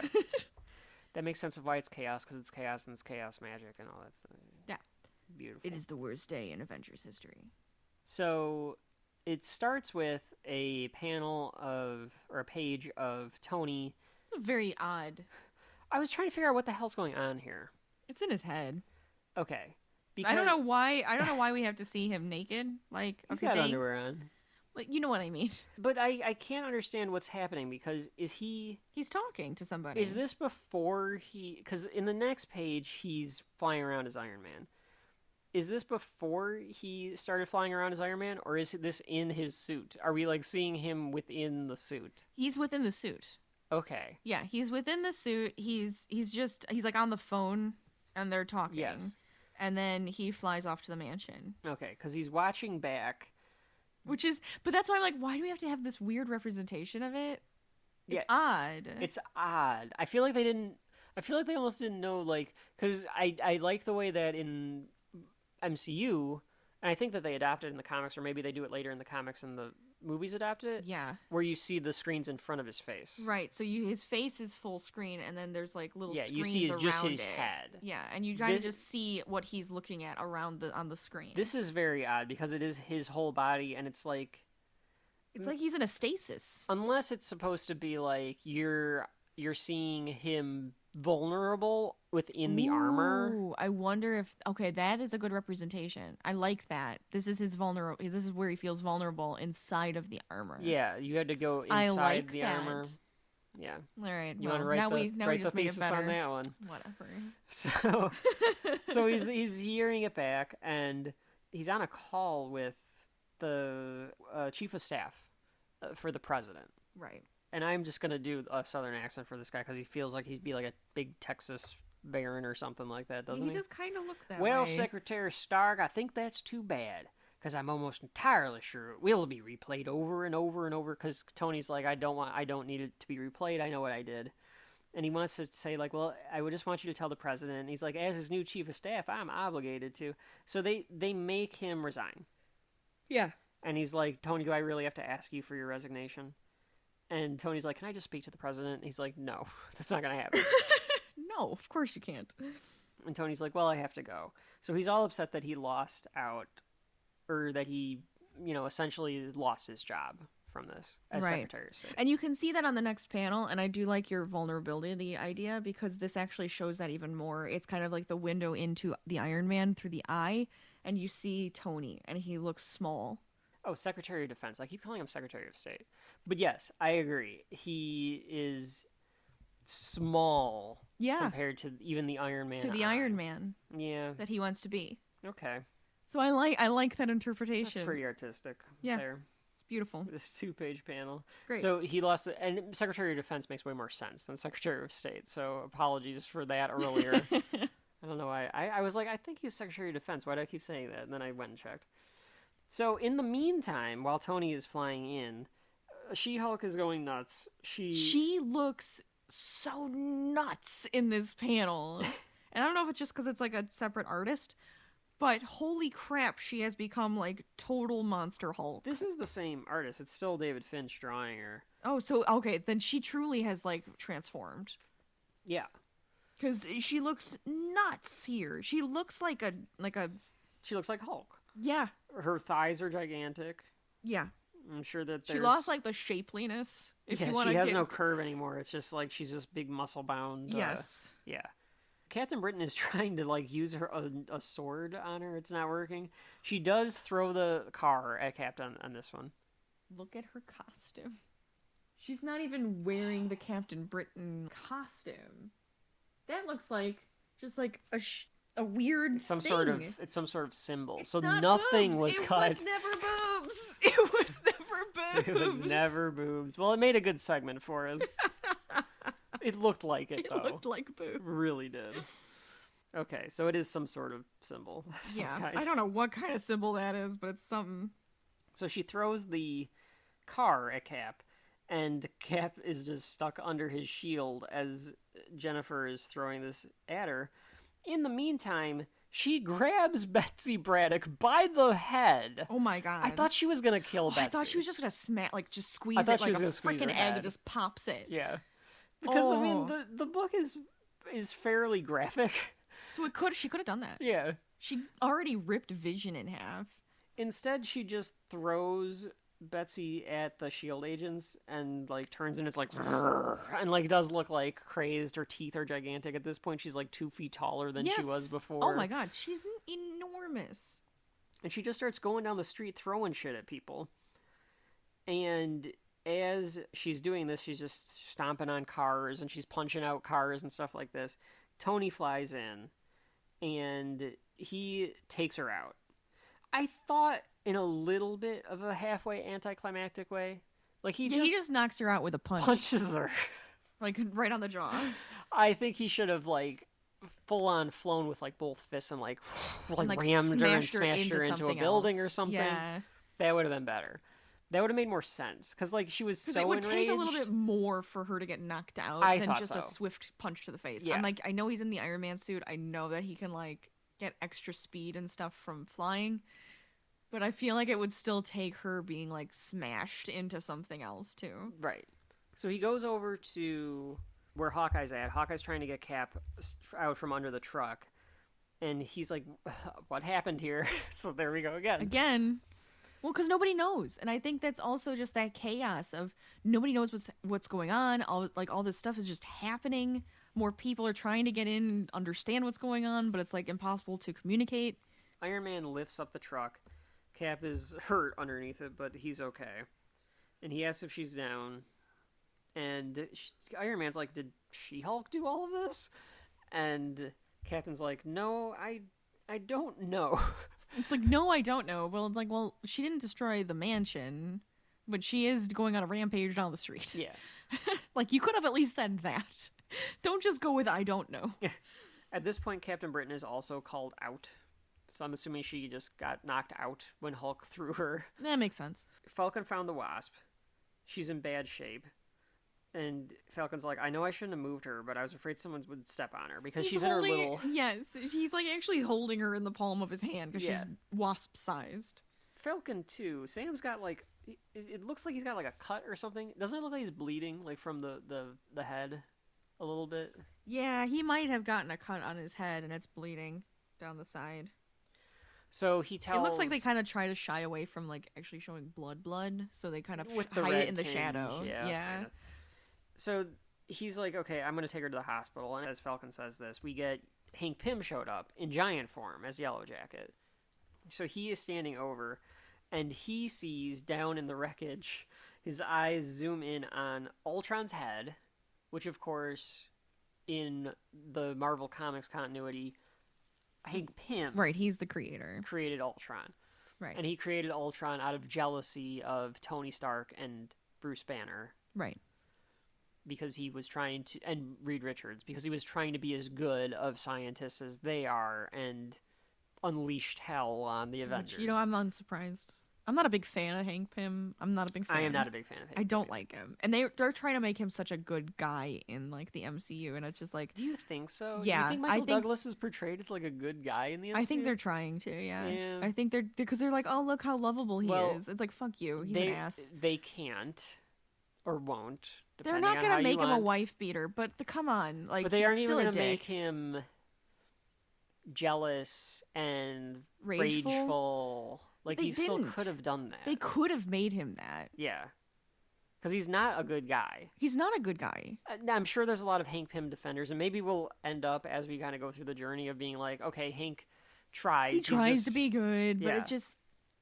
Yeah. He fails, okay? He fails. That's his whole shtick, is he's trying He tries so hard, and he just becomes like a villain. He's trying to make up for his mistakes.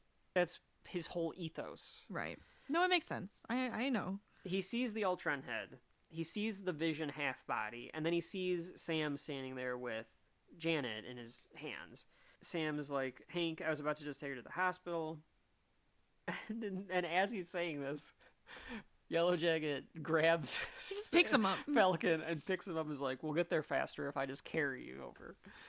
So, but he Which doesn't I guess is true because it would have been harder to fly. Would have been harder to fly with her in his hands. Right. And now he's just like, you just stand there because you've already got her. Yeah, so just hold her, like, gently. Yeah. So then we cut to, I guess a little bit later on when they're all kind of when they all end up at the licking hospital. their wounds. Yeah. They're at Beth Israel Hospital. That's what it says. And Cap's getting his a dislocated shoulder put back in. I'm surprised he didn't just pop that in himself. Feels like something Cap would do. The doctor to do it, right, fine. I guess, you know. But he is like a soldier. I feel like he would just be like, yeah, I can do it, you know, like. And he has to take it easy for the next couple weeks. Cap's like, I don't think that'll happen. I don't think that'll happen because it'll heal so much faster. And then we see how are the others. And at this point, I think we've both been wrong about who this Captain Britain is, because it says her name is Kelsey Lee in critical condition. Should we look that up? That's got to be Captain Britain, right? Lionheart. No wonder it looked like her boobs, and it looks ripped. It's not Captain. It says Captain Britain in the comic, though. Yeah. But that says Lionheart, and look at her costume. So maybe she's like how we're saying, like there's a character and then there's another character that kind of takes on that form or whatever. I think, yeah. Okay, it says notable aliases: Captain Britain, Lionheart of Avalon, Kelsey Lee. Okay. So I think, she's both. That's probably why she wears the Union Jack on her face. Mm-hmm. But she wears the lion on her chest, which is what we keep seeing, and we don't know what that symbol is. Okay. It's a lion. Okay. It's like that lion, that one that does the thing. Oh yeah, the Lannister lion. Yeah, the Lannister lion. Yeah. Okay, bear with us, folks at home, because who that the hell knows who Kelsey Lee is? That threw me off. I do like the progression that it shows on this panel, because it shows Kelsey Lee, Lionheart, Captain Britain, whatever you want to call her, is in critical condition. Mm-hmm. And then the next scene is Jennifer Walters, She-Hulk, is in S.H.I.E.L.D. custody in a tube where she cannot get out. Right. With Nick Fury there residing. Then it shows the S.H.I.E.L.D. morgue with a toe tag for Scott Lang. Yes. And then it shows the Vision Project to be returned to Stark Industries or Stark Enterprises pending clearance and authorization. Package 1 of 2 in a warehouse. It was split. It's in a warehouse, so they put Vision in a warehouse. I just like that progression of the package 1 of 2 is great. Of like from a regular hospital to like all this crazy crap that happened. Mm-hmm. The next scene is of Janet and Hank at her hospital bed. And Janet's all shrunken, so she's just on the pillow. He helped them shrink the wiring and stuff for her? I think so, because, well... she's got, like, the tube in her nose and the thing on her chest to, like, monitor the heart rate and the breathing and everything. Yeah. So it's one of those things where it's like, he must have helped shrink those pieces. He had to have. I mean, he would have Pym particles with him. Right. But the only thing is, like, yeah, because... Why didn't you just help her get big? Can't, because like I you can't do it for somebody else. She's not conscious, which would be bad and it would be dangerous. Yeah, I think that's how they're kind of saying it. Okay. And I think he doesn't want to do it because like he even says like when you get in the past when you've gotten hurt, you automatically revert to the full size. And she's not. And the fact that you haven't, it's scaring him. Right. So we get some discussion from Hank Pym. He starts to bare his soul in front of his ex-wife to try to get her to wake up, and he's talking about all of his regrets. And he says, "You really need to wake up now. And believe me, no one is more surprised to find myself this upset about you than me. The only thing you were worse at than being a wife was being an ex-wife. You have been bending over backwards to make my life miserable for a long while now, and I have really resented you for it. But now here, all of a sudden I don't care about any of that. Just open your..." And he's like starts crying and stuff. So he's regretting like everything, and he's saying, "What have I done to this team? This isn't the life I want. This isn't how I want to send up." Because of the Ultrons, he feels like it's his fault that everybody's hurt and dying. Yeah. Again, because they don't really know what's happening, but he saw that and he goes, "It's my fault." Yeah, he's just constantly full of regret. His hair is longer here than I usually remember. He's very luscious. Yeah, he's got like Thor hair. Through it. Yeah, he's like got Thor hair. hair. And Clint Barton hair. Yeah. He doesn't really look like a Hank Pym. But I do like that the story slows down there to be able to kind of give them like this moment of... Yeah, everybody's taking a breath. Yeah. This is like the take a breath moment. And it is nice to have that like character reflection as to him thinking he killed Ant-Man now. Did he kill his wife? Did, Right. Vision is dead? Is it all because of something he did? Kind of. In the courtyard at the hospital, Falcon, Cap, Stark, and Hawkeye are all huddled together trying to figure out what happened. I do like that they have, like, the patients going, look. Yeah, they're all look gawking at them. Yeah. I think Cap says, we're under attack. And Hawkeye's like, yeah, kind of caught on to that. And this sarcasm of, it's a bad day. It's like... Wait, what do you mean? They're being, like, it's like, it's been a bad day. I think that this was just a bad day that isn't over. Yeah. Yeah, so, like, they're getting mad about semantics right now. And it's like, okay, calm down for a second. Well, a little bit, because Hawkeye's trying to make a point. Hawkeye's trying to say that because of what they do, they have good days and bad days. They have extraordinarily good days and extraordinarily bad days. Sure. So they have days that just really bad crap can happen. And Falcon's like, this is a lot more than that. And he's like, this is where you kind of get the ethos behind, I think, what Brian Michael Bendis is trying to do a little bit with the book. Because he says, you know what else? We had this coming. This ain't going to be the most popular thing I've ever said, but that I ever say. But yeah, we had it coming. We're all about the short term. We're all about whatever is in front of us at that second, and then we're on to the next thing. We think Jack of Hearts is dead. We leave him up there in space. What do we do? No, right? Because now we got Namor to deal with, or this or that. So his point is, all they ever do is deal with the thing that's in front of them. And they're reactive. Yes. They don't think about long-term effects of anything, kind of reckless and destruction and stuff like that. Right. Now, this is probably also another parlance from 2003, 2004 of, like, being the United States being like, we're going to go take it to the terrorists. Shoot first and ask questions later. So we see how that turned out. But the being just reactive, of course, is not the best way for them to function as superheroes either, because all they do is they keep the status quo. They don't improve anything. All they do is they keep everything as is until something bad happens, and then they take it back to where it was. Right. And I like that it is Hawkeye that says that. And you will see this reflected in Cap and Iron Man in the future of this particular long-range story as well. Well, I mean, it's interesting that Hawkeye does it because he's not the leader, right? He's more of like a grunt of the Avengers. He's the heart of the team. He's the heart of the team, as you say. As you think. Well, I'm just saying because it's not like, they point that out in the comic point. No. But as you say, you're saying he's the heart of the team. He's just like a member of the team, and it's kind of like he's looking at the leader and saying, "Here's some outside perspective." Let's think outside the box for a second here. Right. We're in our own little Avengers box that now got exploded. Let's think a little bit harder. This whole conversation, too, that they have, and it's mostly Tony and Clint going back and forth, but Sam does some stuff, too. Cap doesn't talk the entire time. So, he just takes it in. And I think that's deliberate, but I do kind of wish that they focused on him. Like, do a panel or two, because most of the panels is the four of them. I'd almost wish that they did like a panel or two where they're talking and Steve is just kind of staring off into space. Because he thinks, like... There is one where he does kind of, like, look down. Yeah. A lot of it is kind of like we are Steve, and we're just there to listen. Because a lot of them are from behind his head. Or from the back, but like from the back.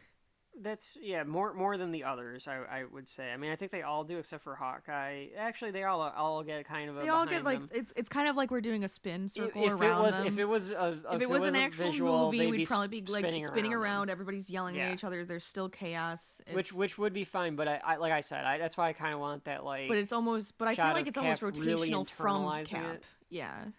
You just want that, like, that zoom in. You want that... Something to focus, big shot. Because I feel like he focuses in on Captain America and Hawkeye more than the other characters. Yeah, but you don't get a lot of internalization from Captain America. You get some from Hawkeye.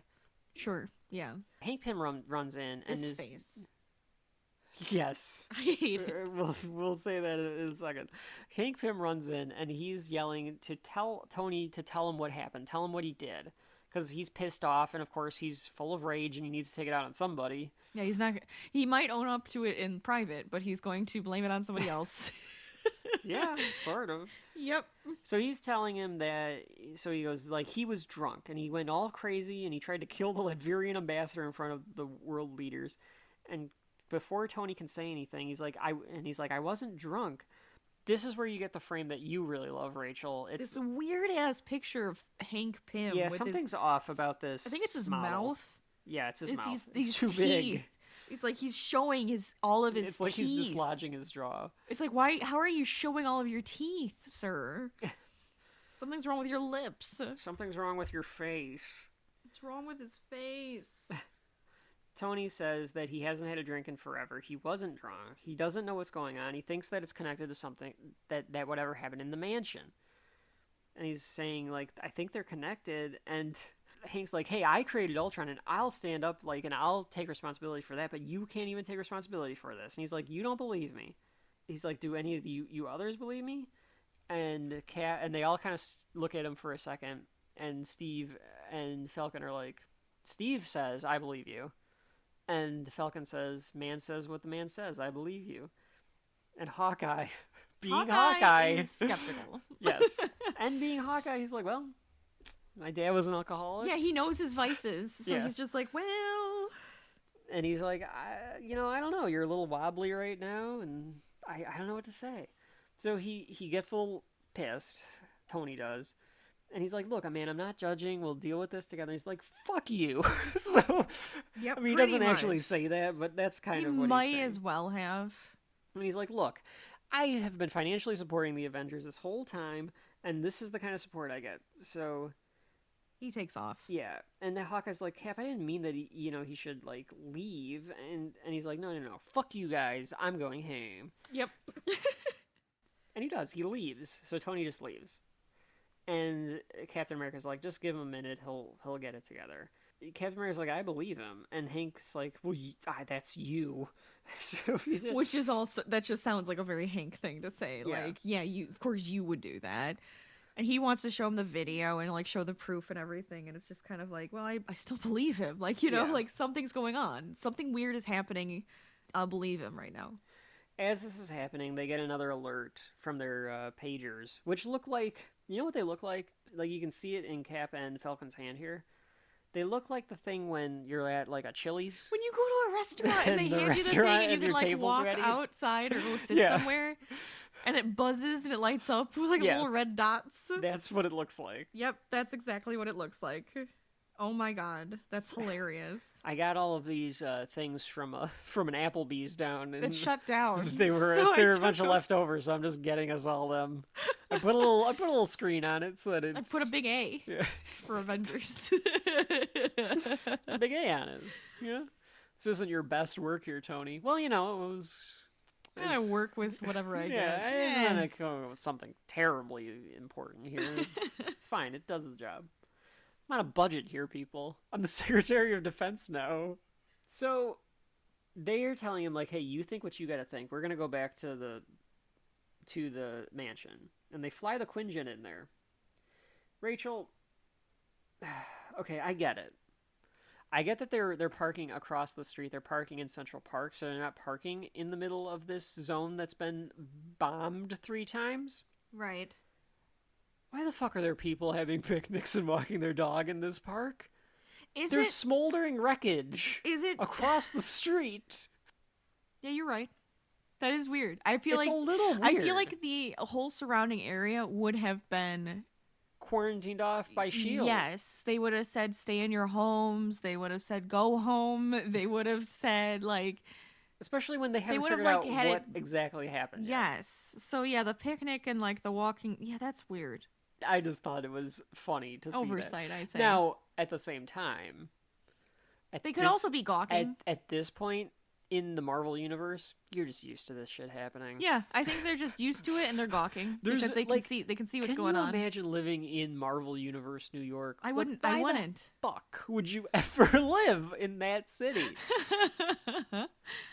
But what is happening here is that anyone that's ever been an Avenger has shown up. Strangely, Daredevil is there. Like, I feel like that's a weird character to be there, but the Fantastic Four are there, Spider-Man's there, Carol Danvers has shown up, Spider-Woman is there. Who? Moon Knight. Moon Knight is front and center. Front and center. Black Panther, Namor, Hercules, all these guys are there. You name them, they're there. Because again, some of them I don't know the names of. Well, and those are probably all those characters that were being propped up by being in the Avengers. Oh yeah, like the characters we just said are characters that are like normal characters. That are big ass characters. But the rest of them are just kind of like, yeah, I don't know who some of these people are in some of these frames here. I also thought it was weird that Falcon is in that shot. The fuck is Falcon in this like group for? Shouldn't he be on the other side? Yeah, why is he not with Hawkeye? Cap and Hawkeye? I think he's like, I flew back and I was just talking to I don't think he should have been there. I think that was a mistake. Person. Wait, I know that one. Which one's that? The one that he's sitting next to. Who? On the left. Next to Falcon? Yeah. Black Knight is to his right with the helmet on. Okay, I don't know then. Never mind. I don't know who the other guy. I don't know. The guy to his left. No, I have no clue who that is. He does look familiar too, but the one that's in front of him. That's Black Knight. Oh, that is Black Knight. Yeah. Okay. I don't know who. There's a Gambit looking guy there. Yeah, I don't know who that is. Tigra, I know. We're just looking. Oh, Hercules. Hercules is here. I said Hercules. Oh, I didn't hear you say Hercules. Hellcat, I see. I don't know who most of the people in the back are. Who's the metallic lady? Jocasta. Okay. All right. Well, anyways, Spider-Man is up on top of a truck, and that is how the issue ends. Rachel, does your issue, since I'm in the trade back, does your issue end with the next panel or the next page being a giant A being torn apart? There is no next panel. Okay. So for me, there's no next page. There must have just been like an extra space they needed. That to fill is what's on the cover of that other one too. It's not like a full cover, but it was like a little spot in the corner. That's when I said like the shattered A. Okay, I've got the shattered A in the book. Yeah, that's the end of issue 501. So then we can get into issue 502. Rachel, the cover. Yeah, see, it has a shattered pink A. I see. So this is Chaos Part 3. Now, I do like this one. It feels a little bit darker. We got, like, the green. Everything is green in the background. Mm. It feels very, like, ominous. We got Hank Pym and the Wasp on the left. We got Hawkeye front and center. And then we have Wanda on the right. Yep. She has been in every... She's the only one that's been on every cover. On every cover. Yeah. And then it says in big letters, one of these Avengers will die. Yes, and they do. Yes. Temporarily. as is tradition. But it is kind of like a cool upshot of them, too. Yeah. It makes them look bigger than the world type of thing. So this entire issue, I think from first page to last page, has this red tint on it. Even darker red tint than before. It is very, very red. Yes. It's almost like you're in a dark room. It's like you have glasses developing on. Photographs. You just have the red side of the old 3D glasses on. Yeah, like that's what it looks like. Just a red film. It looks like if you put the 3D glasses on, maybe you'd see something. Yeah. Right. So Cap is asking this group that has assembled why have they come here, and Black Panther says, "Well, what else would you have us do? We were all Avengers once, and the Avengers are in trouble. You made the call, we all came." And Nick Fury is there, and he's like, "Look, I'm glad that you all decided to come here, but I need you people to disperse now." I mean, it is a crime scene. Yeah. And they're trampling on it. Maybe you should leave. And then for those of you that are only familiar with the movies, this Nick Fury, it looks a little bit different than Samuel L. Jackson. Samuel L. Jackson, I love the Ultimate Universe. Nick Fury was based on Samuel L. Jackson because he wanted to be Nick Fury. I love that. So they drew him as it, like thinking like maybe he'll be in the movie one day as Nick Fury, and because he read comic books. That's really cute. I think he's read comic books his whole life. Samuel L. Jackson. I don't know that. Don't quote me on that. But I know he read them as a kid or something because he wanted to be Nick Fury. Maybe he's listening to our podcast. If it's true, let us know. But the Nick Fury currently in this universe is a older white guy. Think like military man, buzz cut head, but he's got Major Chip Hazard. Yeah, Major Chip Hazard. Yeah. Yes, perfect way of thinking of it. And he also has the eye patch and he has the eye patch. He has the stubble, but he's got the Reed Richards white band around his head. Right. Which Avengers Earth's Mightiest Heroes cartoon does a pretty nice job of explaining why he would have that. They like put it in as like a thing of like why he ends up with like the white hair, the gray hairs. Yeah, but he's also taking the Infinity Formula, which is keeping him alive and like at that age because like he was a young. World War II vet as well. Oh, that's interesting. I'll get into a little bit because I like to think that that's why Magneto is still possibly around. Maybe they were experimenting on him, giving him an Infinity Formula, and that's why he can still be in today's world and still a Holocaust survivor. Right.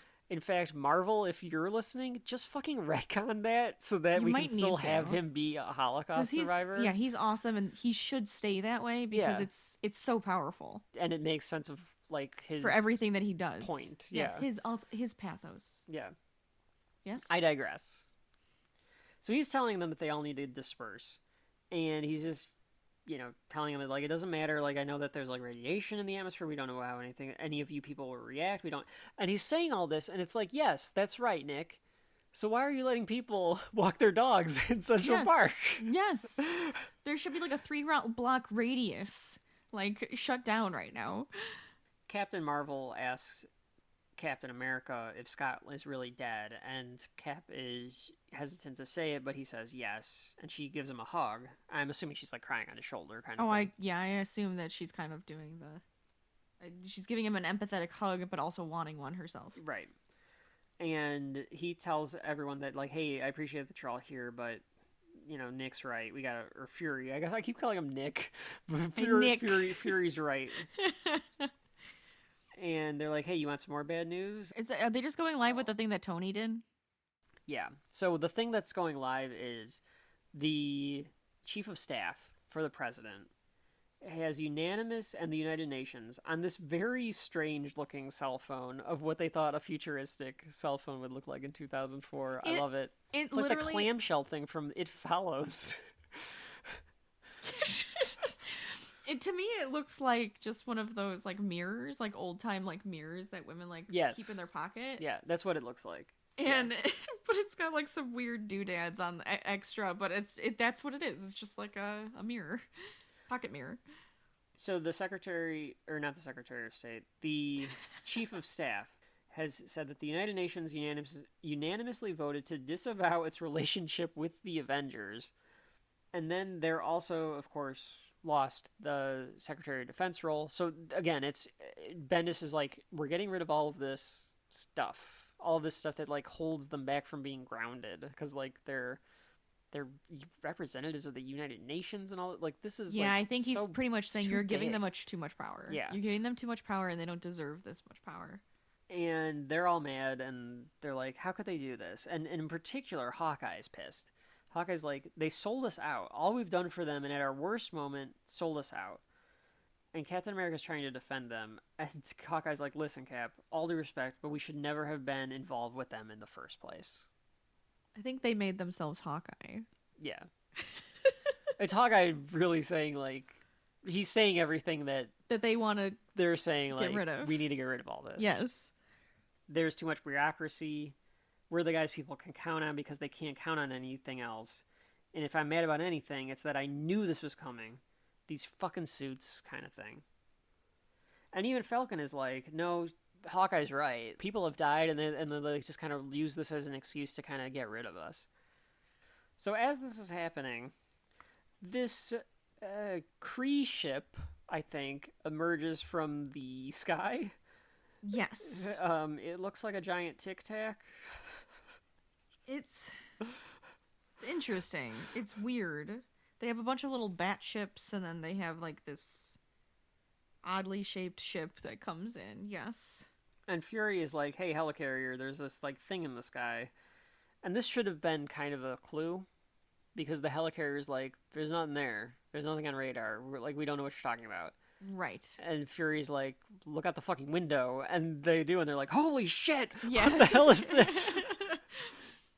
So Cap says, everybody that can fly, head up there and, like, just form, like, kind of a perimeter or something. Of course, Hawkeye's like, I need to get some more arrows. And all these little bat ships, like you said, kind of come out and they start firing upon the Avengers, or they just they look like they're just shooting wildly. Yeah, I don't know if they were like supposed to be lights or something, because I don't even know if like at this point we're supposed to think that the whole sky is red. No, I think they're lasers. I think because if you look at the next panel, it's lasers, but like they're shooting wildly. It's almost like they're trying to just invade Earth. Period. Yeah. I think that is what it's this is just an invasion. Mm-hmm. Yeah, so they end up shooting down at the Avengers, and the Avengers, of course, are kind of assembling again to kind of fight back. And you get a little bit more perspective directly with Captain America watching all of this kind of occur in the air, and they're getting fired upon. And I don't know who says it or who responds to Nick Fury when he says, "Do any of you Jokers speak Kree?" And someone says, "I barely speak English good." I assume it was Spider-Man. Oh, I assume 100%. We get another person off screen saying, "Why are they doing this? Why are they here?" He needs data on how to stop this. Captain Marvel's firing through. They're all fighting in the sky doing this. Yeah, anybody who could fly is flying right now.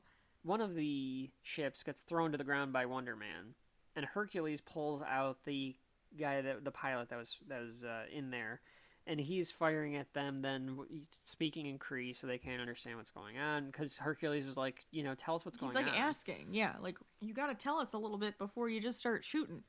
The Kree pilot starts to try to run away, so Spider-Man whips him with his webs.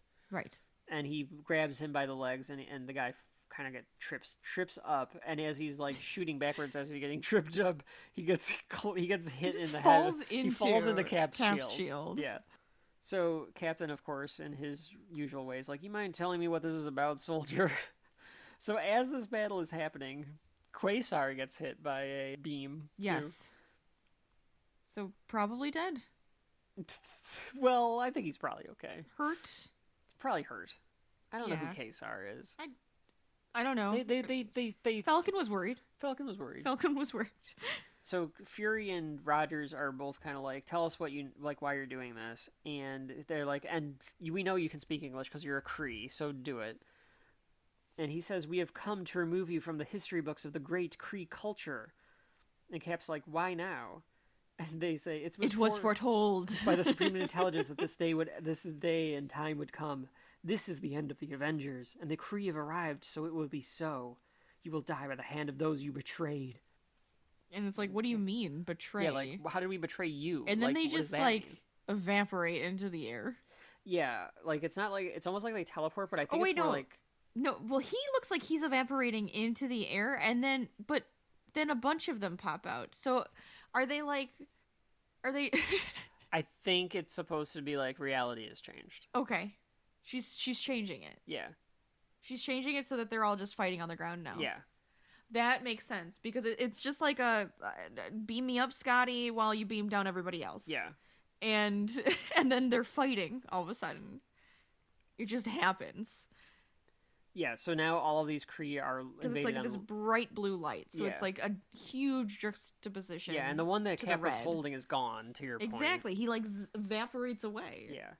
So now they're fighting the Kree on the ground, and they're getting blown up here, and this is where you get the hero moment for Hawkeye. So he's grabbing all of his arrows, and he's just fizzing them, as the word says. Yeah, I'm surprised it's fizz. I guess okay. Yeah. All right. So he's hitting him with the arrows, and he says, "Come on, Avengers, let's end this our way. These blue fucks, probably fucks, came around today looking for a fight. Let's send them home with something to talk about." So he's just arrowing down these Kree. "You alien assholes picked the wrong day to screw with this Avenger." He goes for some sort of move.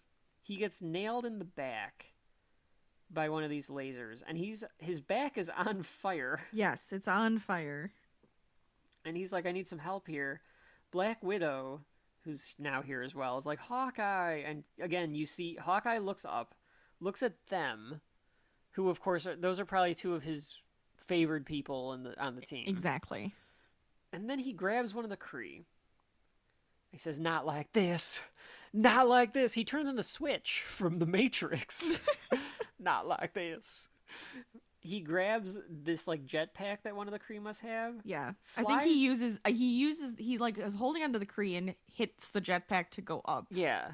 And then flies the Kree while shouting, not like this. And then he pulls a Randy Quaid from Independence Day. And he says like this, and then flies into like the fan or like the whatever of the ship. And blows the thing up. Yeah. And I'm assuming it's because he has like the bombing arrows on, maybe. That's what I was thinking too. Because otherwise, how the hell is this thing exploding like that? And would that have really killed him? Because like I feel like, all right, your back's on fire, great, but I think you could have been okay. Because I don't know. He was like, I need some help here. Like he knew he got hit. So unless he knows like, okay, that was a fatal shot. Like I can feel it. Like I'm bleeding internally or something from this.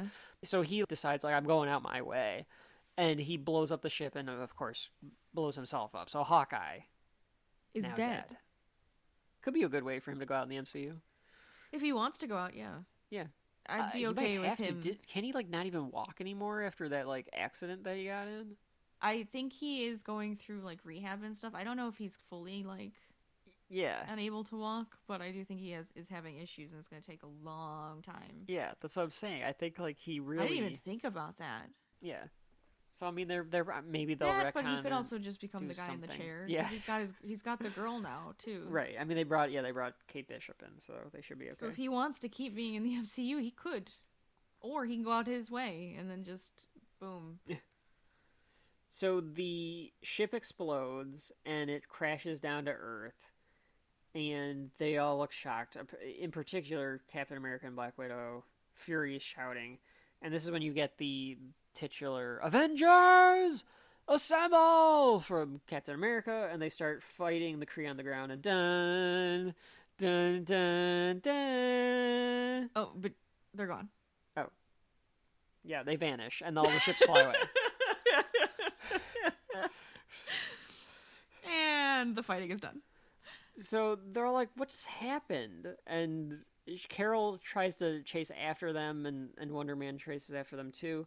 While this is all happening, Black Widow is being consoled by Falcon, because again, it's almost like there's like this street level Avengers and there's all this like bullshit Avengers. Like you can tell who matters. Yes. Right? Right. Yeah. Cap picks up the arrow. The Again, bow. I just wanted, and I get it. You get that moment. He does pick up the bow. It needs to be a little more heavier, like him squeezing it or so, like a would close be up. That one would have been a really good one for like a full shot. Yeah. Across the the page. Yeah. Because you could have shown the entire bow. Yeah. In like a really wide panel, and his hand reaching for it. Ben is pissed off, and wants to go into the ship, and Reed is holding him back literally with his rubber body. Yeah, because they want to get him out. Yeah, so Ben, when I say Ben, I mean the Thing. Ben Grimm. The Thing wants to get him out. And he's like, we got to get his body out of there. The guy deserves a normal. And one of the S.H.I.E.L.D. guys is like, what is this? What do you mean? It's not metal. It seems like, I don't know what it is. And they're like, what is this ship made of? It's not made of like a normal material, something that the Kree ship or even made something of. the Kree would use. Yeah, considering it is alien. So then comes in, out of nowhere, literally out of nowhere, but also in blue, in astral plane form, is Doctor Strange. So Doctor Strange enters the fray, and he tells them, "But I thought by now you would understand the true nature of these attacks." Kevin's favorite character, by the way. I don't mind Doctor Strange. I thought you hated Doctor Strange. No, I don't. You hate mind the him. Vision, but I know I'm not a big fan of Vision. I'm glad he got torn in half. I thought you didn't like Doctor Strange. No, I like Doctor Strange just fine. Well, my whole point with him being in blue is, the lasers of blue that was pulling the Kree. Okay. Blue magic. I think it's a little bit different because I think he's in the astral form. I guess. Which is usually colored like that. But yes, I can see how you could make the connection there of like the magics are being abused. Like, Yeah. it was magic. Yeah. Well, I'm sorry. I mean, just go on. No, I think that's a good observation. I just feel like artistically, that's kind of what they went with. Yeah. That's why everything is red, Right. to show the difference. Sure. I do want to know if, like, the sky is red. Do they see a red sky, or is it just us seeing a red sky? Oh, yeah. Like, the smoke is up and, like, the explosion kind of caused... Yeah. Or maybe it's, like, it's sunset. I don't know. It is a bad day. Is it a bad night now? It's night by the next It's a blood issue. moon. And he says that the magics are being abused. You see Captain America's face, and then it zooms in on him, and he goes, "Oh no!" It's kind of a gross looking face. It's kind of a bad face, but he knows what that means. He figured it out. He figured it out. Yeah. If you're seeing Doctor Strange, the Kree guys said betrayal, magic's being abused. He knows what's going on, and she didn't come with them. Like, where the hell would... No, she's She nowhere never to be came with. found. Yeah. She didn't go back to the mansion with them. No. The hell was she doing? Yeah, they never think about that, but I mean, that's all the everything was chaos just going is happening. on, so right. yeah, she was able to just sneak out. Yeah. And that is the end of that issue. It's a very kinetic, action-packed, more kind of an issue, so you just don't, not as much is going on in that one. It's more action-y. Issue 503, Rachel. Okay, so this is an interesting cover. And I only say it's interesting because why the hell is Thor's hammer there? Because it makes sense why we Sure. see... What is that little gold piece? I don't know. Is it something? assume it's it's somebody's- Wasp's Okay, so we headset. have Wasp's headset, we see Thor's hammer, we have... Maybe because of what was going on with Thor in the books. Maybe. We have Hawkeye. I mean, is that trying to tell me that Thor is dead? I don't know. Well, at least fallen. Or hurt? And not there? I don't know. It's just so weird because then we have Hawkeye's bow and arrows, Cap's kneeling before them. Yeah. And then we also have... But he looks angry. He doesn't look mournful. He looks angry. Right. And we also have Wanda's mask Yeah. behind him. Yeah. So, I don't know I don't know who is laying there because it is kind of like a cape. I think it's Vision's cape. Oh, is it Vision's cape? Okay, that makes sense. We have Vision's cape. That would make sense. Yeah. Okay. Yeah, because, I mean, Thor's hammer has nothing to do with Jack Hart's. So he's the only one. Okay, again. But that, I'm trying to... And it's not an Ultron it's head. just- It's Ant-Man's helmet, I think is what that is. Not Ultron's Oh, it head. is? Oh, okay, yeah, it's Ant-Man. That makes Yeah, more sense. But 'cause but it's then all the to your people who point, are it's all the fallen. ones that have They're fallen. fallen. So what happened to Thor? yeah, what I happened need to to know Thor? now. I need to know. And then yes, no Jack of Hearts because Rachel. Okay, Who cares? all right. We've I done mean, he that. didn't fall here. He was already We've dead. done this before. It happened in this book. Jack of Hearts walks in, He was a knocks on zombie. your He door. was already dead. Knocks on your He was door. a zombie. You're gonna invite him to dinner? No, No. I don't know who you are. I'm Please sorry. leave. Our table's full already. You're gonna have to leave. But Kevin, there's a few seats. We could No. Don't. Shut the fuck up. Shut up. It's full. I'm sorry. You're gonna have to leave. We don't know who you are. We don't know what your powers are. No one cares who you are. You're going to be shot so into bad space. now. Naked, apparently, according to Wikipedia. That's a detail I didn't need This to know. is what it said. I'm just saying. And then you're going to come back, and the only reason you're going to come back is so that we can kill you again. It's true. Oh, that's so sad. That's how much you suck. That's so sad for that character, though. Well, maybe you can write a Jack of Hearts comic for Marvel, Rachel. It sounds like it could be a good character. I'm just saying. No, it doesn't. Not the premise they have. I just like the name of the character. It sounds like a shitty. It sounds like some sort of side villain for Spider-Man, and not even like Spider-Gwen, like an alternate universe. She's fighting like the Jack of Hearts, the Ace of Spades. These people are like, Actually, in fact, there's a Batman Beyond group of villains that call themselves the Royal Deck of Flush Cards? Gang or something okay. like that, and there literally is a Queen of Hearts and a King of diamonds, and like it's their group. Rest in peace, Jack Hart, Jack of Hearts. This episode is dedicated to the memory of Jack Hart. This one, it's not though, because he's not even on the cover of the book. Because even Marvel was like, yeah, just find somebody that you can kill again. I like the idea that they brought in something obscure from continuity to it is kind of funny, right? So issue 503 begins. I assume that this happened like, you know.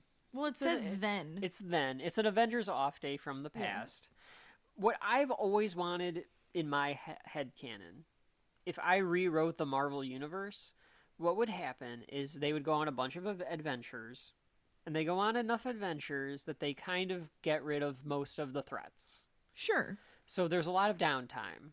Right, which would be good. And this is the downtime. And then Avengers Disassembled. Because right now they're just, like, taking advantage. Right. They look like ritzy, like, we're better than everybody right now. And Avengers Disassembled causes that sense of, like, every once in a while something might happen off a cliff. And then, like, from then on, it's, like, just like, oh, man, we created a worse world than what we thought we were saving. Sure. That's kind of how I put this story into it.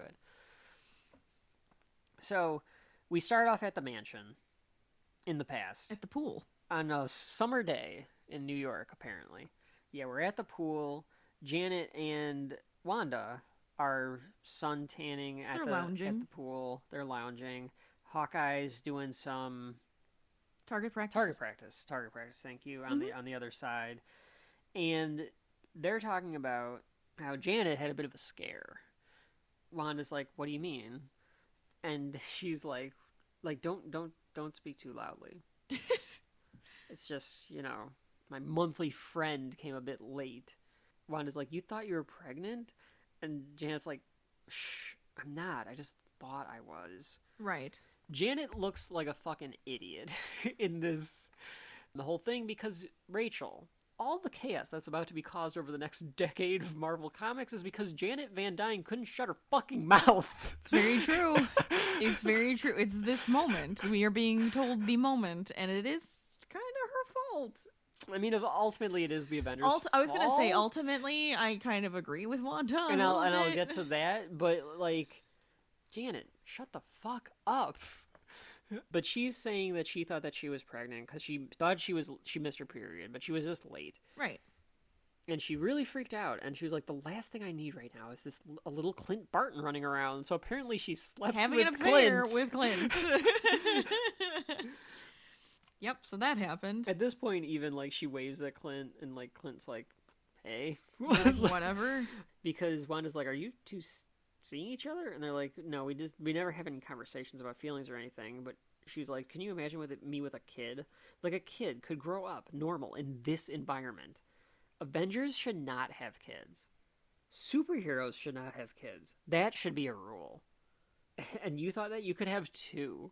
And that was her mistake right there, everybody. Yeah, so she was not thinking, and Wanda's like, the hell are you talking about? What? And Janet's like, what do you mean? What?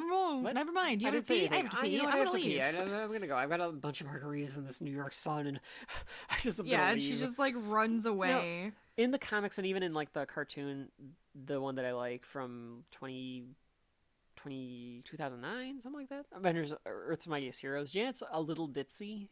She's a little ditzy. Sure. So I kind of get it that she'd it's be kind able of like to the ditz that. moment. Yeah. So well, she's just kind of like in a relaxed state. She's just not thinking. Right. But I do love this kind of page where now Wanda is lost in thought. She's thinking. Yeah. And she's thinking, and she's just sitting there, and she takes the sunglasses off, and she, like, closes her eyes because she's trying to remember something. Yes. So I like this whole thing because of the idea that the Avengers are so broken that they couldn't recognize that one of their own was having a mental breakdown. Yes. They couldn't talk to one of them. Nope. They couldn't talk to each other. Mm-mm. they're so scattered in their own little universes. Shit. Yeah. All of them individually, that they can't function as a team. Yeah. And I feel like that's Wanda exactly what is it just a consequence of this. Yes. Because Wanda has a mental breakdown here because of this. That's why she's responsible for this. And so here's what happened. Right? Wanda, because Wanda married Vision. Yes. They could not have kids. And can Wanda just not have kids, period, though? I don't Because I feel like it must be that. I don't know. Folks at home are going to have to let us know. Of course she can't have kids with Vision because Vision is not human. Right. But I feel like Wanda might be like, I just can't have kids, period, because otherwise... I don't know. It just seems odd. But because of stress and stuff, and because of just having a lot of mental stress in her history, being Magneto's daughter and growing up in like a war-torn country, probably be like having that magic probably messes with her brain a little bit. Right. Part of the thing about it too is that, as Doctor Strange is about to tell us, is that he studied how to use magic for years. Yes. She did not. She was born in it. The magic, which is the whole point of why people are afraid of the X-Men and not the Avengers, and a lot of these is that they earned their powers, they were given their powers and had to learn them. The X-Men were born with their powers. Which, to me, if you're born with, like, the power... Well, it means that you're meant to have it. But the argument would be, like, but you didn't earn it. But... That's why people don't like Spider-Man. I just don't.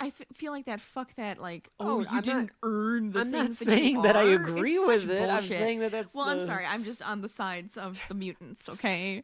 But his point is that she doesn't have the discipline. Yeah, she doesn't. She wasn't like taught her properly. And so Agatha Harkness taught her. Sure. And Agatha Harkness, of course, is in WandaVision. Spoiler alerts, I guess, for WandaVision, because I'm just saying, like, a lot of WandaVision is this story kind of taken into the MCU. Right. So Wanda had tried to bring into reality using her chaos magic. That's what she calls it. Yes. She's brought into reality twins, Tommy and Billy. The creepiest looking children, though. As in, like, the babies that they drew for them, like... the most. I don't remember the baby. Is there a panel with babies in here? Not in this one, but I for some reason I remember seeing babies drawn in the Marvel comics can look really wild. Well, I mean, I guess it depends on who's drawing them and how good they are at drawing a baby or not. But like they make babies very expressive, and it's just like I don't think the baby should be that expressive. Well, you got to convey what the babies think. But yeah, so she brings into being these chaos magicked babies. And maybe something happened to Vision, and that's why she did. I don't know. That could also be. I don't know exactly what her motivation was, but she brought them in. I mean, it could have just been like that sadness of not being able to have children. Right, with Vision. So she thought, what's the harm? And I'm going to bring in these twins. The Avengers find out about it. They realize that she's messing with reality, and they have to stop this. Agatha Harkness, who taught Wanda how to kind of harness her powers a little bit, they bring her in and they have her get rid of the kids, essentially. She changes reality back, and Agatha kind of mind wipes Wanda so that, like, she won't remember. See, that's the part I have a problem with. Well, I think that, again, is, like, it's clever to, like, use that as, like, how fucked up was that? Oh, yeah, that is, but that they didn't deal with so it. Screwed up. They didn't help her. Brush it under the rug, because that's the Avengers way. Oh, yeah, please, don't help the woman who, like, is in such a depression that she created two children with her own magic. No, just mind wipe her and then go, that never happened. You're fine. So horrible. I'm sorry, I might be on Wanda's side on this one. Oh, okay. Rachel's team Wanda.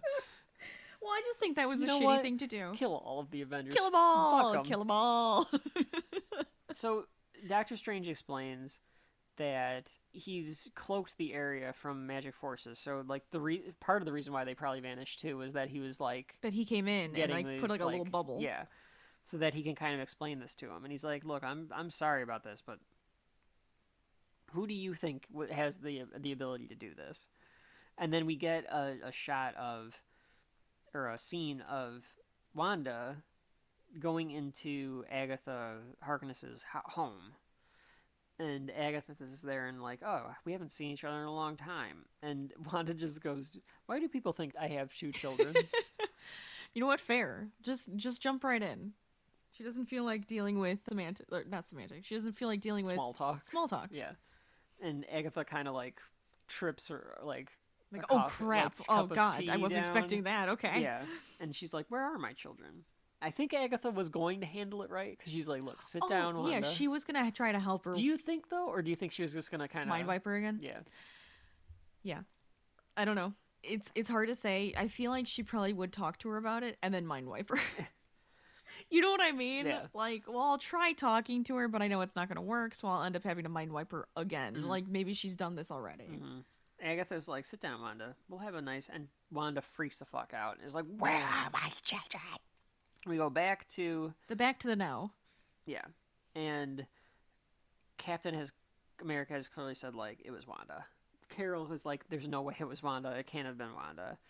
And Fury's like, well, she is Magneto's daughter. She was a mutant terrorist. She was a member of the Brotherhood. So maybe. And then Spider-Man goes, and she married a robot. Yeah, I do like Spider-Man goes like, I mean... If I was dating a robot, you'd all be talking about me behind my back. It's true. Falcon's even like, what are you even doing here?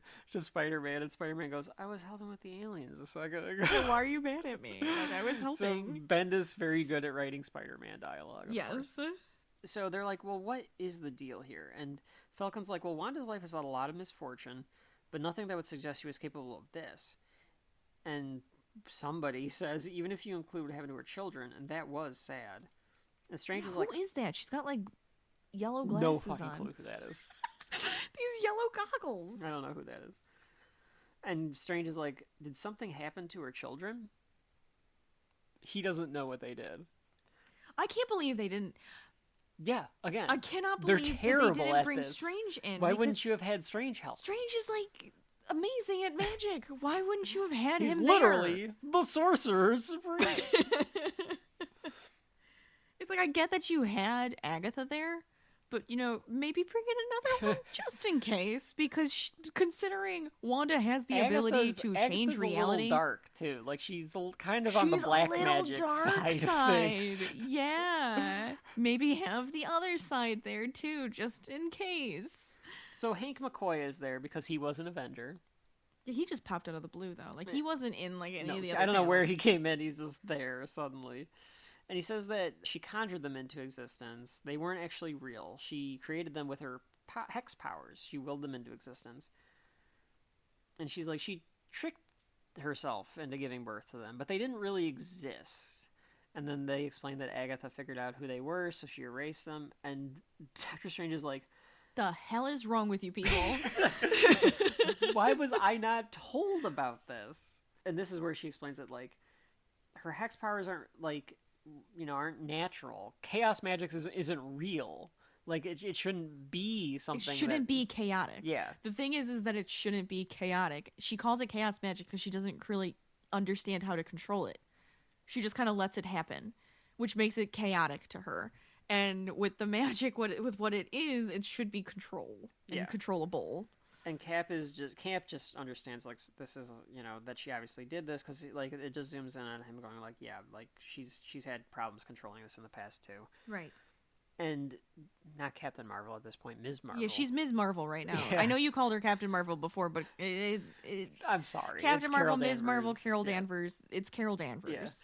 Yeah. She asks Doctor Strange, like, well, can't you just reverse the magic then? If it was done with magic, we can reverse all this with magic. Like, bring them back. You can reverse it before it's too late. Bring back Sky, bring back Hawkeye. And he's like, no, this magic isn't an illusion. This was not a magic trick. This happened. She caused this to happen. Like, right. This is reality now. Yeah, it's not like she's doing something that's, like, just in, like, a flux. Yeah. This is actually what's happening.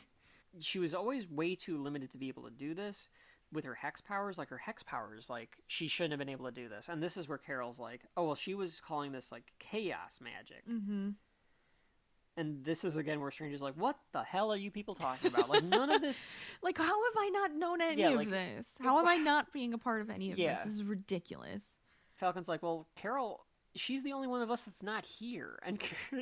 And somebody is like, oh, Fury. Finally. Fury's like, well, Thor isn't. So, but they're like, well, what the like, what do you mean, Fury? Do you think Thor did this? Well, they do, because they were like, well, maybe Loki did it. Oh, like, maybe it was Loki. Because Loki has powers like that. But it's like, no.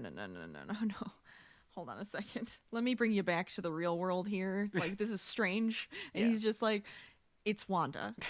Well, Tony comes in and he's like, you know, Wanda was there with me at the UN. She was there. Like, she was not the one who did this. It's just a lot of back and forth where it's like him trying to explain, like, there's only one person capable of doing this. Yes. It has to be Wanda Maximoff. And, like, this is the really interesting part, I think, because, he talks, there's a lot of dialogue. There's a lot of dialogue coming from him. There's a shitload of dialogue. But, like, the whole idea is that he's, like, going, you gotta remember her past, and it shows past Wanda's from, like, the old-ass comic books in between all of these dialogue panels. And I'm assuming it's kind of, like, her worlds, her universes, you know? And he's like, they all are the same. It's always the same. It's Wanda. Yeah. And I love the page with just all of her. Yes. It's very cool. And it's cutting back to him, and he's explaining how this has to be her, because, like, there's a bunch of tragedy in her life, and every single time something tragic happens, a little bit more slips away, but she has all these powers that she doesn't understand, that she hasn't control. She can turn reality at its whim, and it's just all consuming for somebody that didn't have these stresses. It would be consuming. Right. But she has horrible torment in her life. So she decides to bring in children, and even though she can't, and she played mommy to make herself feel like she was normal, and then that ends tragically. So then what happens to her then? And yes, and then there's a couple of pages with, like, all of these Wandas, and I assumed, like you did, Rachel, that these are probably from different comic books. Oh yeah, 100%. I think they're just across the Marvel, like, comic book verse. Yeah. Like, every different version of her, it's always so tragic. So then they finally are kind of like, okay, you know, is this really Wanda? And then McCoy is like, but Wanda doesn't even remember what happened to her children. Agatha Harkness took care of that. And they're like, well, maybe she remembered. Why would she be attacking us? And this whole time, Cap apparently is just holding Hawkeye's bow and arrow too. Yes. Yeah, it was sad. It was sad. And they're like, look, I don't think I'm wrong about this. And Iron Man's like, okay, well, where is she? Can you tell us where she's at? And Doctor Strange says, well, the magics create a map. I can point you right to her. But I warn you, if this is true, there's no way to be prepared what you're going to find. So then the next page is Wanda's got a big casserole or something. Oh, yeah, she made some type of food. It's like a whole freaking turkey dinner. Yeah, I think she's having a Thanksgiving dinner. The art style change here. Go ahead. I love that it goes to almost like a black and white, and all the reds pop. Yes, all the reds are popped. It's fantastic. Yeah, and it's all the rest of it is in black and white. Their skin is a little... It's all muted. It's not black shaded. and white. It's more like a muted, I should say. It's almost like the red is like amplifying a little bit around it, but like that's it. The red is bright, and then everything is just muted tones. Yeah, it's grayscaled down for sure. Oh, it's very pretty. And she walks into this kitchen where... Well, she walks into the dining room. Oh, I'm sorry, the dining room. Where she's brought in the food, and she's asking the kids how their day was, and Agatha is there, Vision's at the table, Wonder Man's at the table. Why Wonder Man? Yes. Okay.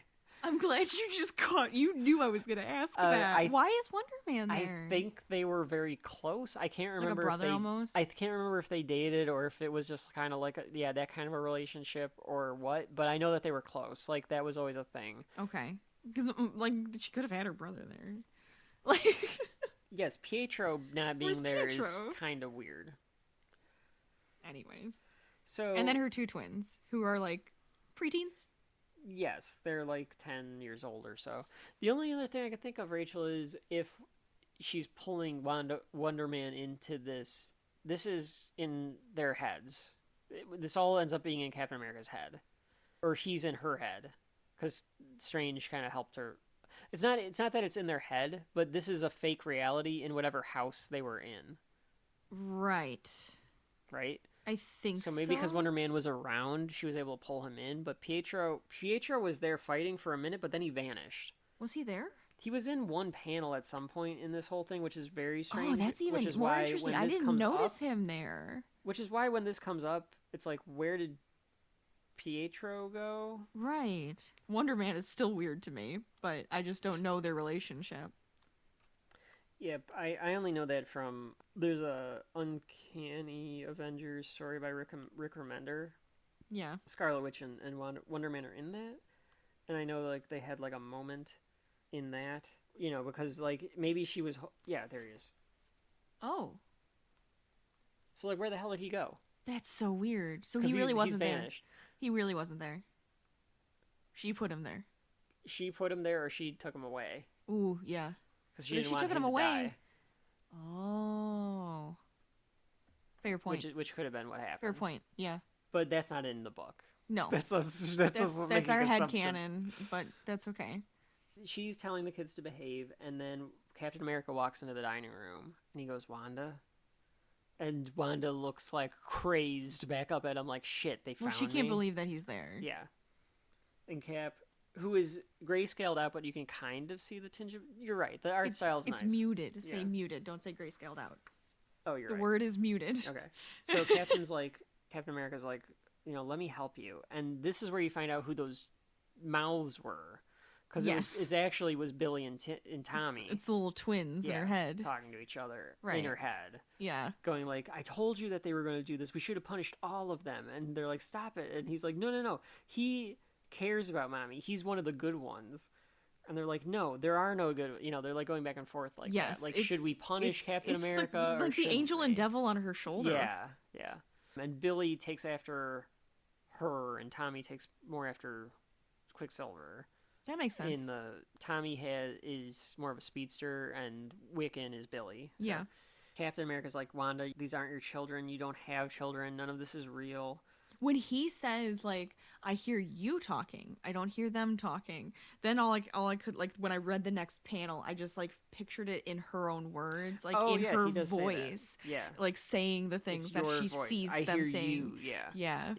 He's trying to, like, tell her, Mm-hmm.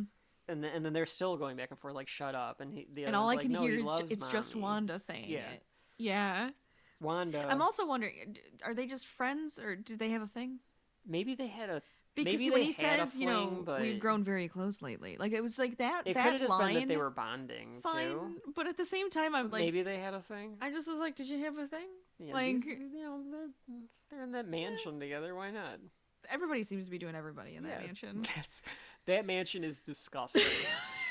Jarvis, well, it's gone now. Jarvis is like, oh no, another condom wrapper. Mr. Barton. Well, it's gone now, so they don't have to worry about cleaning up. I had to clean up Mr. Stark's private bathroom the other night. Ew. Gross. Ew. He has the word. No wonder that Cap is nice to him, because he's like, come on, guys, we have to be nice to him. He cleans up all of our poop. Poop? Well, I don't know. Whatever. Oh my god. Anyways. I mean, we could probably go on a good 10-minute bit about Jarvis cleaning really up. Could. Oh, Poor no. Jarvis. More soiled mattresses here at the mansion. There's just food everywhere because they don't. They are probably the grossest people. I think they're a bunch of jerks because I bet they don't even clean up after themselves. I'm not happy with them right now. I'm very Team Wanda. Rachel's very upset with them. Well, Wanda... Poor Jarvis, poor Wanda. Wanda decides to punish Captain America a little bit here. Oh my god. She gives him, like, PTSD from this. Like, come on. She brings to life a bunch of Nazis led by the Red Skull. What the frick? I feel like she was like, what do I know is he afraid of? That would startle him and, like, get him to leave. And they start shooting at Cap, and Cap pulls up the shield in time, but he gets shot through this window of this like abandoned house that they were at. Yeah. And they're like, don't let us don't let them take us away, Mommy. Don't let them take us away. Or Billy and Tommy are saying. So then the next kind of page is Cap is like trying to recover, and Wanda is like, I love the idea that she's like hovering above them with she's like her freaking cloak the Scarlet on. Witch. Yeah. Like now she's Scarlet Witch. She is Scarlet Witch. Yeah. So she's hovering above them. The bravest of them being Carol Danvers to like kind of call her out on her shit. Moon Knight was right behind her though. Notice that. Just saying. Moon Knight should understand. He's has Look, multiple personality disorder. Moon Knight. I understand what's going on. All right. Deadpool could be here helping out too. Yeah, at this point, Deadpool wants nothing to do with He's the just Avengers. sitting there eating his chimichanga in the corner, going, what the hell is happening? Carol screaming at Wanda at this point. You killed the Vision! Do you know what you've done, Wanda? You killed your own husband. You killed Scott. You killed Hawkeye. Janet's in a coma. Yeah, and she's just completely calling her out now. And the only thing that Wanda says back is, stay away from my children. Yep. It's kind of badass. Just a little. Just a little. So, and then Carol's like, you've destroyed the Avengers, you've destroyed all of it. So, of course, Wanda, brings in, being Carol, brings in Rogue. To punch her back. Oh, punchers in the face. I mean, she brings the frickin' like, she brings the X-Men. But yeah. And then she's just like, you can't have them, and all chaos ensues. And I do think that's interesting of like what she brings to fight the Avengers. Yes. At this point, it's themselves, and it's like their greatest fears. So like, she makes multiple clones of for Spider-Man to fight. Yes. Hulk she brings Hulk. Is there. She brings Wolverine. She brings Rogue. Red Skull is there. Yes. There's another Ultron. So it's just like all chaos again is just there because she just wants them all to like kill each other. Basically, she wants to prove a point. Yeah. And make them go away. And she's throwing all this chaos magic around and stuff like that. But as she's doing this, she has a tear in her eye. And Doctor Strange comes in and is talking in his, oh, Eye of Agamotto and kind of voice. Yes, he's going, you will stop this madness. You are hurting your friends. I'm half wondering if he's talking to her telepathically or talking to her. No, I think it would be a different. Oh, you think it would be like in a different way? Yeah. So he's just talking through like the astral plane or something because I think he's physically there this time. Oh, okay. I think it's like because maybe he's doing it in some different language, like some sort of. Oh yeah, maybe he is speaking a different like language. Oh, that could be it. Okay. Yeah, because it looks kind of fancy. Which is why we're seeing it like that. Yeah. It looks elvish. There you go. Because that's kind of what they do with the elvish. Yeah, so I'm thinking it's some sort of magic language. Because he's like, this stops now, and she just goes, no. So then they start having a Voldemort, Dumbledore they have duel. A Harry Potter duel, yeah, right here. She's screaming, "You can't take away my children!" Again, it's not the right colors; it's reversed. But like, so she's shooting red at him, and he's got the blue shooting back. I think he's just shielding. Or shielding, yeah. I think he's just shielding. She even forms Dormammu. Yeah. Yeah. She's going for it at this point. At this point, too, her face is crazed. She looks like the crazed. She looks wicked, like Scarlet Witch. Yeah. Yeah. So he fights back. He uses the Eye of Agamotto to show her the truth, and like it comes up behind and like flashes big lights at her, and he goes, "These magics are not yours to abuse," and that is what finally depowers her, and she kind of falls to the ground. I thought that was all right, the way that kind of magic duel it makes sense. Yeah. It makes sense that that's how that would work. Yeah. So she falls to the ground, Cap catches her, and Carol's like, is she breathing? And Strange is like, she's alive, but she's gone. Her mind was in a delicate state to begin with. So, like, they're kind of saying, like, she's in, like, a coma or something? I think so. I think she's kind of in, like, a coma state, because her mind is probably in some other astral place. Is my guess. Yeah. Is that she kind of ran away. Lost in her she own ran mind away in her own mind. Yeah. Which is kind of what happens in WandaVision too, a little bit. And in that Doctor Strange movie too. Like, isn't that like kind of a little bit of how that? In the Doctor Strange movie, I think so. Yeah. I think that's kind of how he dealt with her. Yeah. The Shield WandaVision, guys, I don't know. I know she's. I'm assuming I kind of know the story like that she's probably in her own mind. This is the story. Yeah. It's just that they didn't bring the Avengers into it. It's Avengers Disassembled is happening, and we're getting to see what's going on with Wanda. And then, you know what I mean? In what? Isn't that kind of like, because she's kind of playing it's- house. it's She's half- playing house. Yes. It's what's happening with Wanda as this story is happening. Yeah. Except like I mean, there's like, no obviously Avengers she thing didn't going on. kill everybody, Yeah. but you know what I mean. But that is what's happening. Yeah. Part that and part a story called Standoff, where Shield makes a town where everyone in it is their reality is changed. Why are you telling me the story when I actually want to go watch the show? Well, that doesn't spoil anything. Okay. So, the Shield guys show up at Agatha Harkness's house, and they ask Colonel Fury what they're looking for, and you get kind of a Norman Batesy type scene here. Oh my god! Because Yeah. like she's just sitting in a chair, and Fury Right. like kind of moves over, and it's just like this decaying Oh corpse. my god! Do you think she did that a long time ago, or is this like recent? I don't know, because Fury says that she's been here for a long time. But I mean, But is it that Wanda accelerated her decay? yeah, It's possible, yeah. Because you could kind of go either way. Like, has Wanda yeah. been planning this, or did she just, right. Fly make off her the make her handle. make her suffer by decaying her? I don't know. Right. So then, out of nowhere, Out of absolutely nowhere. here comes Magneto. This is a little weird. I have a feeling I can come up Well, with a of reason. course. So and I think Magneto flies no, in. he even kind of says it. So here comes Magneto. He flies in and he's like, "Give me my daughter. I'm going to take her." Captain America doesn't put up a fuss or anything. Nope. He just hands her over. Go ahead, take her.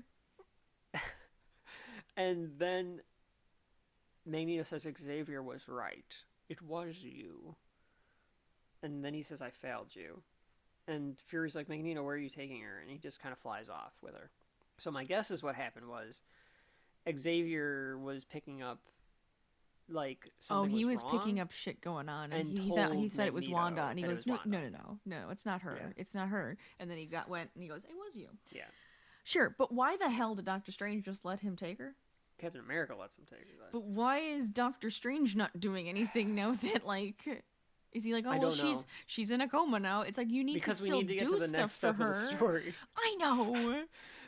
Ugh. But yes, it doesn't make a lot of sense that they just give him Give up. Wanda. Like, oh, that's it. Okay. I guess maybe they think it makes more sense if there was some dialogue of like I Like need he to knows take he him can to help. Xavier. Like, yeah, I can. I know Xavier someone who will can help, be able to help bring right? her back more than Strange will, because Strange can't get into her head. Xavier can get into her Literally head, go into her mind. which is Yeah. what happens. That's what he goes and does. Sure.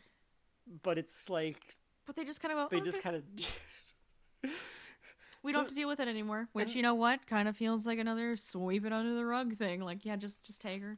We don't want to deal with it. Like, that's the Avengers right there. They all kind of hug and are morose, and then they disperse. And then Rachel, does your issue have so then there's pages of the first time that Scarlet Witch and Quicksilver join the Avengers. Yes. And that is how the issue ends.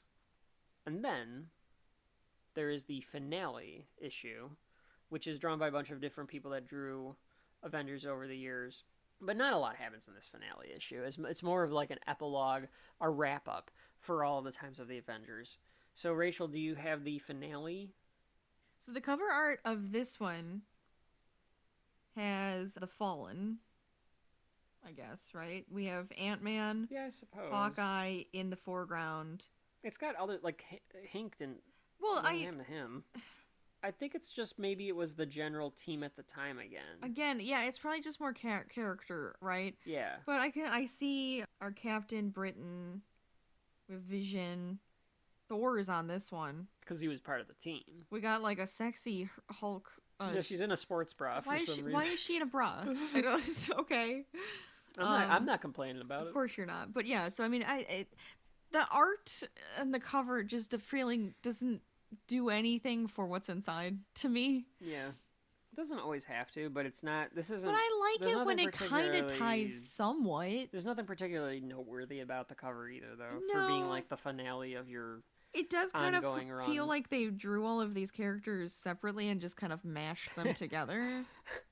Like, They're no not a bunch offense. of different styles, though. But Yeah. I get what you're saying. That's what it It feels looks like like. you took. It was a mashup. You took of, Photoshop and you just clipped in all of the characters Yes, together. yeah. Yeah. like in completely different, like doing different things, and they're not cohesive. Agreed. And I wonder if that's part of this as well. True, because all the different pages are kind of drawn by different artists. Mm-hmm. So that a lot of the different artists that worked on the book over the years can get like a page or something like that. Sure. So we're at the rubble of the Avengers mansion, and this is like noir art. this page or two, yeah, definitely. Yeah. And it is actually, I can probably tell you. It's actually very exactly like neat. It's very neat looking.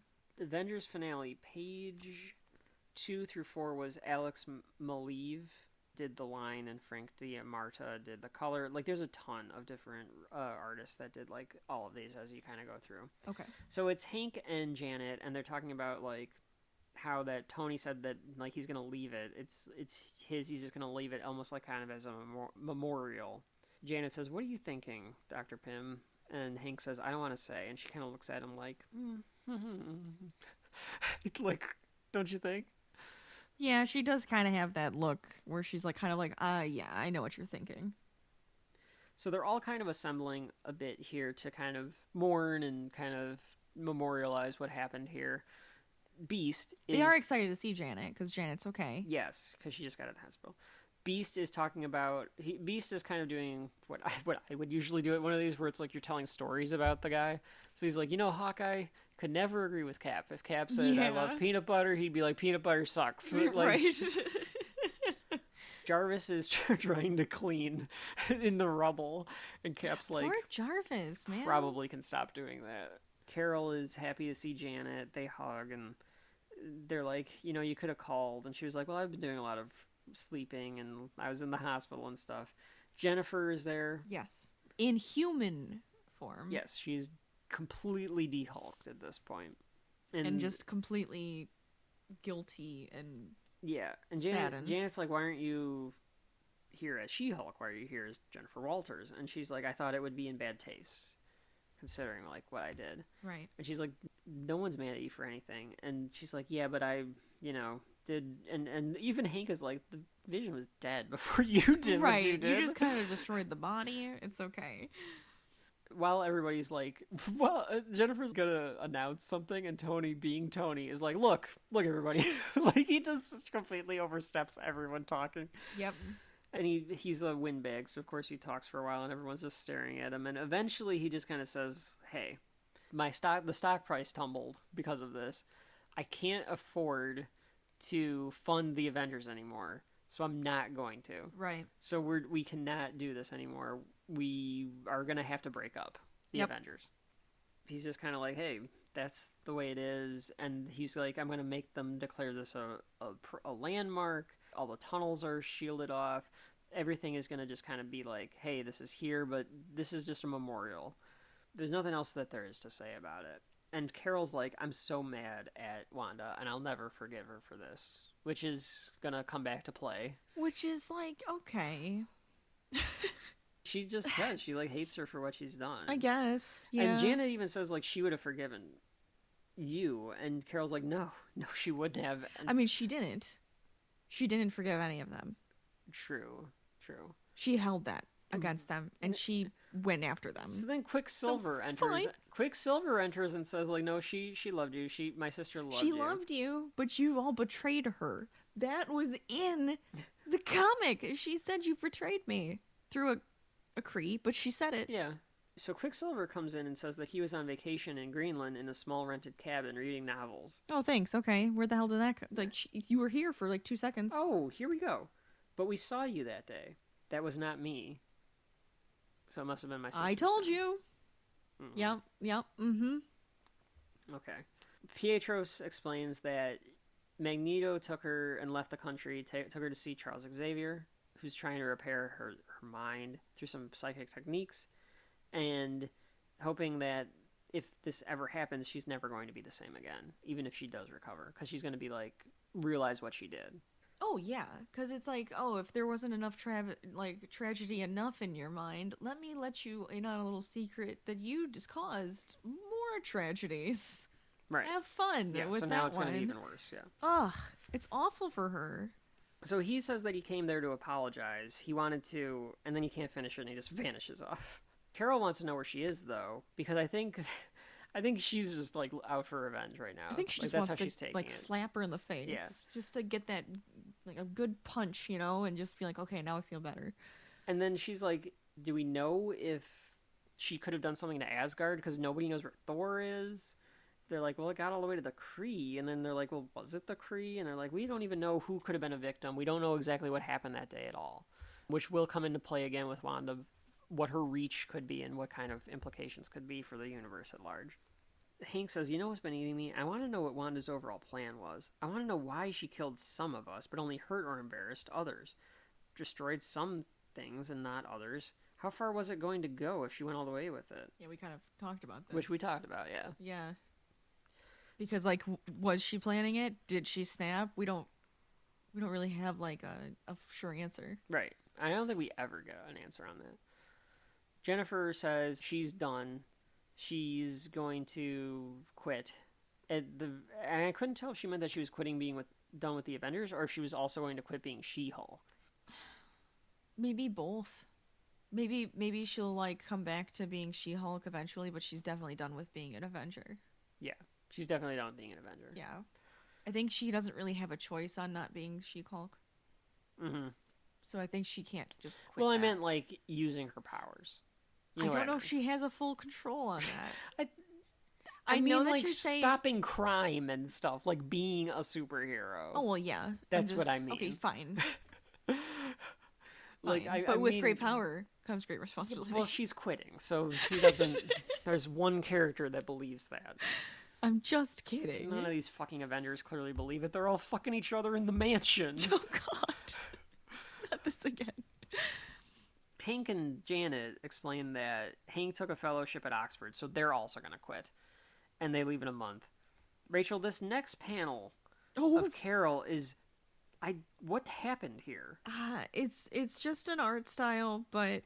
It looks like the shadows are really horrendous. The shadows are really horrendous on this. It's really bad. Yeah. I really don't like that one. Yeah. I mean, Tony looks really old in the background, too. She asks... Sam looks old. They all look old. Yeah, Sam looks old in that panel, but, like, the next panel, he looks better. He looks really good in that one. He looks better in that one, yeah. But she asks if they're getting back together, and they're like, well, it's complicated, and, like, you know, he was there and while they were rehabbing and stuff like that, so we'll figure that out. Falcon is like, yeah, I'm going to be done, too. I don't want to be just left on a sinking ship. If everybody else is done, then I'm... And he even says he might retire the Falcon Wings altogether, so he's actually contemplating, like, being done, too. Right. Carol wants to say a bunch of stuff, and she kind of says that she's, like, grown into this role. Oh, no, that's not Carol. Who the hell is that? That's Captain Britain. You can tell because she has the big doesn't scar have the on mask her on. face. Yeah. Captain Marvel still has it on. Yeah. They look exactly... I'm sorry. You drew two blondes wearing the exact same coat in this. It took me a second. Same shirt color. Yeah, it took me a second to realize Carol's wearing the mask, the domino mask. Yeah. And... Kelsey Leigh, what was her name? Yeah. I think that was it, wasn't it? Kelsey Lee is Captain Britain is not.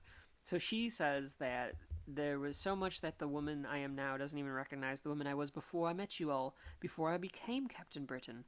I just wanted to say thank you. I wanted you to know that I'm returning to England with a renewed sense of purpose in life. And it's because of you. And it's because no one cared about me being Captain Britain, and I'm never going to be seen again, ever in the Marvel Comics universe. And so she says, farewell, Avengers, and she literally leaves. Who the hell is the guy in the next one, though? Like, who says, like, you don't have to leave, like, right this second? Like, who is that? That's a great question. It looks like Mark Ruffalo as the Hulk. I don't think I like this art style, because I can't tell. I think it's supposed to be Janet. No. Yeah, because look, it kind of matches Janet's hair. Oh, yeah. I thought it would... Oh. I think you're right. This art style is pretty bad. Oh, I'm not a fan. But that's the end of Captain Britain. I don't know if she ever comes back, and none of the comics I've read from this era or on forward is she ever back. I know that they're doing her in the MCU. Are they doing a woman or a woman? Or okay. I don't know which woman. I don't know if it is Kelsey Lee. I would hope it's Betsy But it's Braddock. Captain Britain. I know that they're doing that. It's not just going to be like Peggy Carter in like a what if. Okay. Because I know that they did Captain Britain it as spoiled Peggy Carter. it for me, but I know who it is. Wait, what do you mean? I saw it. I was reading like an article, and then all of a sudden they like were talking about it, and I'm like, oh, thanks. Like, okay, spoiler. Right. Like, if you got to the point where now you're getting a fucking Betsy Braddock, like, does anybody know that? Nobody knows who this is. Well, I mean, I guess the other thought then would be, do you just make up new ones? No. Then who are you gonna fucking get? Captain Britain. This is why you need to have Wanda say no more heroes, and you wipe the slate clean and you start over. But doesn't that, somebody else can play Iron Man, somebody else can play Captain America, but they need female heroes, Kevin. There are plenty. I know, but that's what I'm saying. Like, I just said that. Who the fuck would they have? They need to just do X-Men and Fantastic Four and leave the Avengers off to the side for a while. Well, yeah, they do, because I don't think they realize realize of women in that. But they don't have, like, here's this, like, Captain Marvel is also a gender swap. From the 80s, but yeah, she was. She is. Yeah. The only one is, like, Scarlet Witch and Black Widow that I can, like, name. I can, but I mean, yeah. But they're always, like, that weird side character. But that's because the first 8 characters were guys. All right. And those are the only main 8 characters. But that's the problem. So do they create new ones, or they go and dig up some from the bottom of the barrel? That was my whole point. Like, it's just a weird character. Like, my point was not, in general, you need a female character. My point was, like, if we're getting to the point where these are the list of characters that you're bringing into the universe, you need to stop bringing in characters. We already know that they need to stop doing it anyways, but my point was just, like, that she's leaving, and I don't know if you ever see her again, and then you were like, oh, yeah, well, that you're going to, because they're bringing her in, and I don't even know if is it Kelsey Lee, is it Brittany Braddock, is it Brian Braddock, is it Psylocke? It's a chick, but yeah. Because Psylocke was I just remember reading Captain Britain. I remember reading that. Yeah, I only know that there was what if show that they did on Disney Plus. Maybe it's just in What They If? did. They did. It could have been what that, if but I Peggy think Carter became it's in something else Britain. too. Okay. So anyway, she's gone, and she never comes back that I am aware of. Folks at home, let me know if she comes back in anything, because I don't recall reading her in anything else. So then Carol wants to know, like, so we did do something good, right? Like, this was worth it in some way, shape, or form, right? And then they decide to go through all of their favorite moments. So then the next few pages are, like, just them recalling all of their favorite moments. Tony talks about them forming the team. Janet says that her favorite moment was finding Captain America in the ice. Hank says his favorite moment was the Kree-Skrull War. I love that their favorite moments are tragedies half the time. Well, his point was, like, it was the Avengers at their very best. Oh, like, yeah. There were 2 alien races using planet Earth as a battlefield, and they needed to protect Earth. That's right. And they came together and they were able to do that. Yeah. And the art style is different on every page. Oh, it's yeah. a different artist from it's over the neat. years. Some are better than others, are interesting, but they're all different, and they're all just kind of different. Oh, yeah. It's kind of fun, like, looking at all the different art styles. Simon says it's when Vision and Wanda got married, so maybe it is more like they're like best friends kind of thing, Rachel, if like his favorite moment was that when they got married. So I think it's either like a brother to one of them or both of them, or just like best friend. Yeah. So they're just going through like all of these different potential stories that we'll cover in the future at some point. Yeah. Thanos is in there. Fighting Thanos is in there. Jarvis says that it's a clip show. It's a clip show it's in absolutely comic form. Clip show, and it's neat. But like it is just kind of a lot of like, hey, remember all of these things? We're gonna tear this team apart now because we thought that it was kind of lacking substance. So after they're all done, Steve still hasn't really said anything, and he kind of stands up as they're like having dinner, and he says, "The Avengers have been part of my life since the very moment I woke up to this new world, and even with all the drama and tragedy that has always surrounded us, it never occurred to me that it could ever end. I thought it would never happen." And then he does a toast to all the people that have died over the years. And Rachel, you'll be happy, because Tony Stark says, "To Jack of Hearts." So he toasts to Jack of Hearts. Well, at least he's spoken of again, the poor dude. Like, I'm just saying. It's kind of sad. But they then go through all of the people that have died over the time. Right. And Carol is able to even say to all of us, Wanda too. So she does kind of let her emotions subside enough to toast to Wanda as well. Yes. I wish, and I don't think because I think she does love her. It's just one of those things where she's mad at her. Yeah, she wants to be able to yell at her. I do wish, and I don't know if this is a thing that ever happens, that they would have... She would have confronted her. Yeah. I don't know if she ever does in any of the future stories in this section of Marvel continuity.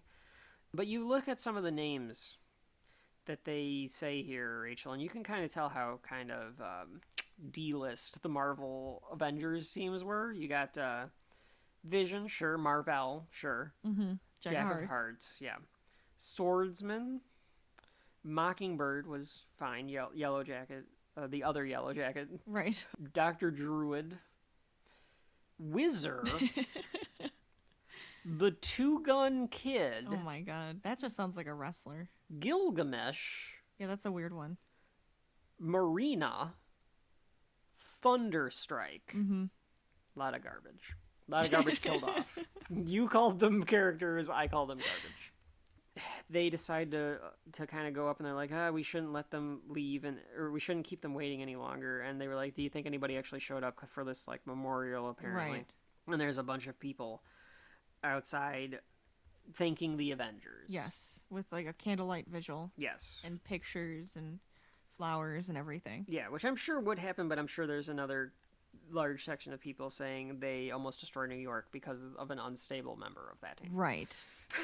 Oh, yeah. And that is the end of Avengers Disassembled. We walked through all of that, the 5 issues. My voice is coarse or hoarse. It's late. Rachel, we have come to that time in the evening where we decide whether or not Avengers Disassembled has shelf life. Rachel, does Avengers Disassembled have shelf life? For me, I really like the story. I like the artwork in the story. I think it's like a fun read, honestly, and I do think it's like a good start to everything that's going to happen later. Mm-hmm. So for me, Avengers Disassembled is on the shelf. Okay. I have shelf life. Yep. As simple as that. Okay. So I will say this about it. I have the trade paperback, so it's literally on my shelf. I think I have to think of these 2 different ways when we do these like quote unquote franchises or larger stories. When we're doing a piece of a larger story, I think I'm going to give my opinion both as a standalone story and then like how you'd have to think about it in like a story at large if you were like trying to collect the whole story.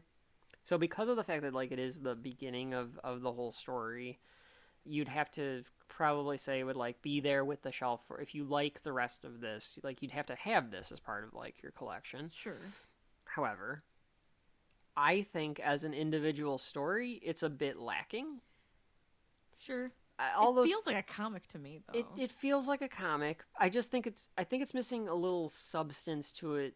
Like, imagine if it was a little longer and you got a whole issue of watching Wanda deteriorate.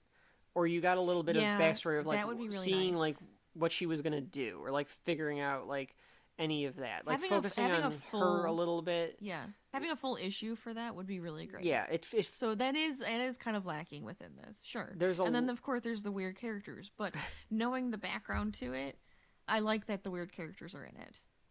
Yeah, I don't mind. I'm not saying I mind those. I do wish that there was a bit more. There's a lot of action, but they weren't in given it. More. Right. They had 4 issues, plus the finale. Yeah. And because of that, it feels rushed. Like, there's a lot of action in it. The action isn't in particular... Like, we did Old Man Logan. The action in that book is very exciting. It's very energetic, and it drives the story forward. It shows you different parts of the world. This is just like, oh, here's another thing for them to fight. Oh, here's another thing for them to fight. Oh, here's another thing for them to fight. Yes. Which I get is the point, but it never lets you kind of stop and have the characters change what's going on around them. So in that way, I find it a little lacking. What do you mean by change what's going on around them? Because it does have that point where they do breathe and they're at the hospitals and they're trying to figure things out and they're having characterization. Yeah, there is. I guess I'm saying like okay, they fight the Ultrons and then they fight the Kree and then they fight this and then they fight that. And I know there's a couple of breaks there, But for me, it's just kind of like, okay, now another horde's coming after him. Now another horde's coming after him. Yes. I feel like it would fit. Here's what I would have done. Okay. And I get that they wanted to do everything at the mansion, but I would have had problems keep popping up around the globe, different places, so that they're stretched thin. Yes. And then you have the core team that is truly the Avengers have to come back to the mansion, and then Wanda does her main thing to them. Yeah, or something absolutely. Like that makes sense. So that, like, something like that. I don't know. Yeah. It's a fine read. It does read like a comic, especially from that era. Sure. The art is very good. Oh, yeah. Very, very good. I hesitate to say as an individual story it has shelf life. It's a little lacking for me, but it does kick off everything. So as an individual story, I'll say it's in the box for me. Okay. If I didn't have the rest of the story on the shelf, it would be in a long box, probably. Yeah. But it gets up there because it's like part one of all of these stories. Sure. But it is an individual story. It's in the box for me, on the shelf as part of the whole of the Avengers Disassembled to Secret Wars kind of era. Right. But in the box. So I like your idea for the premise, like for the different premise that you would want to do. I do think, however, what Wanda was about to do before Doctor Strange showed up, she put them all together to just eviscerate them all at the same time. With the Kree. So like, what was that? Well, that's what B says too. Like, what was her end game? Like, what was she going to do? She was only embarrassing some, but she was killing others, and. But she didn't really kill any of them except for Scott. But I think the plan was to kill as many off as she could at the end there. Yeah. Because it was just escalating. Like, see what happens. It was just escalating. Yeah. And this was going to be the final battle, and it didn't get to happen because... Well, she was toying with that because Tommy or Billy, like, one of them says, like, I told you we should have killed them all. See? So but that means that she was picking. But then the other choosing. one is kind of like pull back. Yeah. And I think it just kept escalating. So, like, each group was escalating. And I think it was just going to keep going that way. But that's why she wanted to keep them all together, was just to have it all happen at the same time. Sure. Instead of it being harder for her to push it around the world and have it all happen in different places. Yeah. So I think it was easier to kind of pull them all together, shove them here, and just, like, let a bomb off, Mm-hmm. So I think that actually kind of holds up for the story for me. Okay. But no, that's fine. But I like the different version too. Yeah, that you were thinking. That's a different, But I just wanted to put that in there because I was just like, that's kind of where I was thinking. We can have a slightly different opinion there. I think that works. It's just kind of a different opinion on, like, just kind of what we were. It's not really. I was just trying to explain what I was seeing in the book. No, I wasn't, like, giving an opinion. Whatever, Rachel. You know what I meant. Just saying. Okay, so yes, Avengers Disassembled by Brian Michael Bendis and David Finch. It kicks off a decade of Marvel Universe stories, and it brings in arguably a better team of Avengers, a little more grounded team, doing things a little more of consequence coming up with this new Avengers team in it. But as a story, fun enough, and gets you there, and it definitely is different that they're using Wanda to do it all against them too. Right. But again, that's kind of why I was like, I wish they would have used Wanda a little more. I kind of wish she was used more, and I do wish she feels more like she's kind of a MacGuffin. Yeah. Rather than, like, look at all this stuff that they did to her. Yeah. I don't know. She's the scapegoat type of thing. And she remains the scapegoat. She remains for the a different scapegoat. group later on. Absolutely. But I agree. I wish there was another comic issue. Just one more issue, that I think, would have helped more this. her. Yeah. More her Just and one. how she's going, like what's happening and her spiraling, and that would have been amazing. And who knows? Maybe, like, who knows if they fought for, like, we need one more comic to, like, make this a little more substantive. I don't know. Maybe they thought that like, no, they didn't want to. They wanted it slimmed down because they wanted it to. They be were kind just of like, no, more we of a just surprise. want to slim it down and get rid of it. Yeah. But, like, they for those first couple of pages when they're at the pool, like, I want a little more of, like, you could have sprinkled that in over, like, even a couple issues. Like, every once in a while, like, sprinkle in her, like, figuring it out or doing stuff with Agatha or whatever. Yeah, and that would have been nice. Yeah, that would have been nice. That is Avengers Disassembled by Brian Michael Bendis and David Finch. Cross it off the list. It is in the box. It's on the shelf. but should be read. Should be read. No, absolutely, it should be read. I own the thing. It's on my shelf. I'm just saying, as an individual story. You don't have to keep fighting. Yes, so cross that off the list. We have gotten through the first part of the Avengers, or the Marvel era. That's like a big arc. Marvel event era. Yeah, maybe. Yeah. I don't know if there's like a name for it. I know it's like the modern era, but like I don't know if like the event era, because like every year there was another event that they said was going to this will change Marvel Comics forever. Just like this episode will change shelf life forever. That's right. And it did. Not really. So as long as Jack of Hearts isn't knocking at my door, I think we'll be okay. Jack of Hearts knocks on my door. I don't know what I'm gonna do. I'm gonna have to shoot him, I guess, before he blows up. Oh God. I'm Kevin. And I'm Rachel.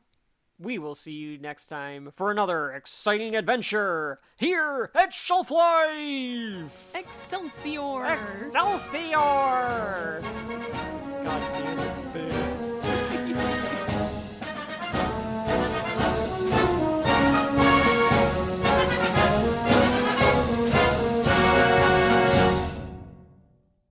I don't know who you are. I'm Please sorry. leave. Our table's full already. You're gonna have to leave.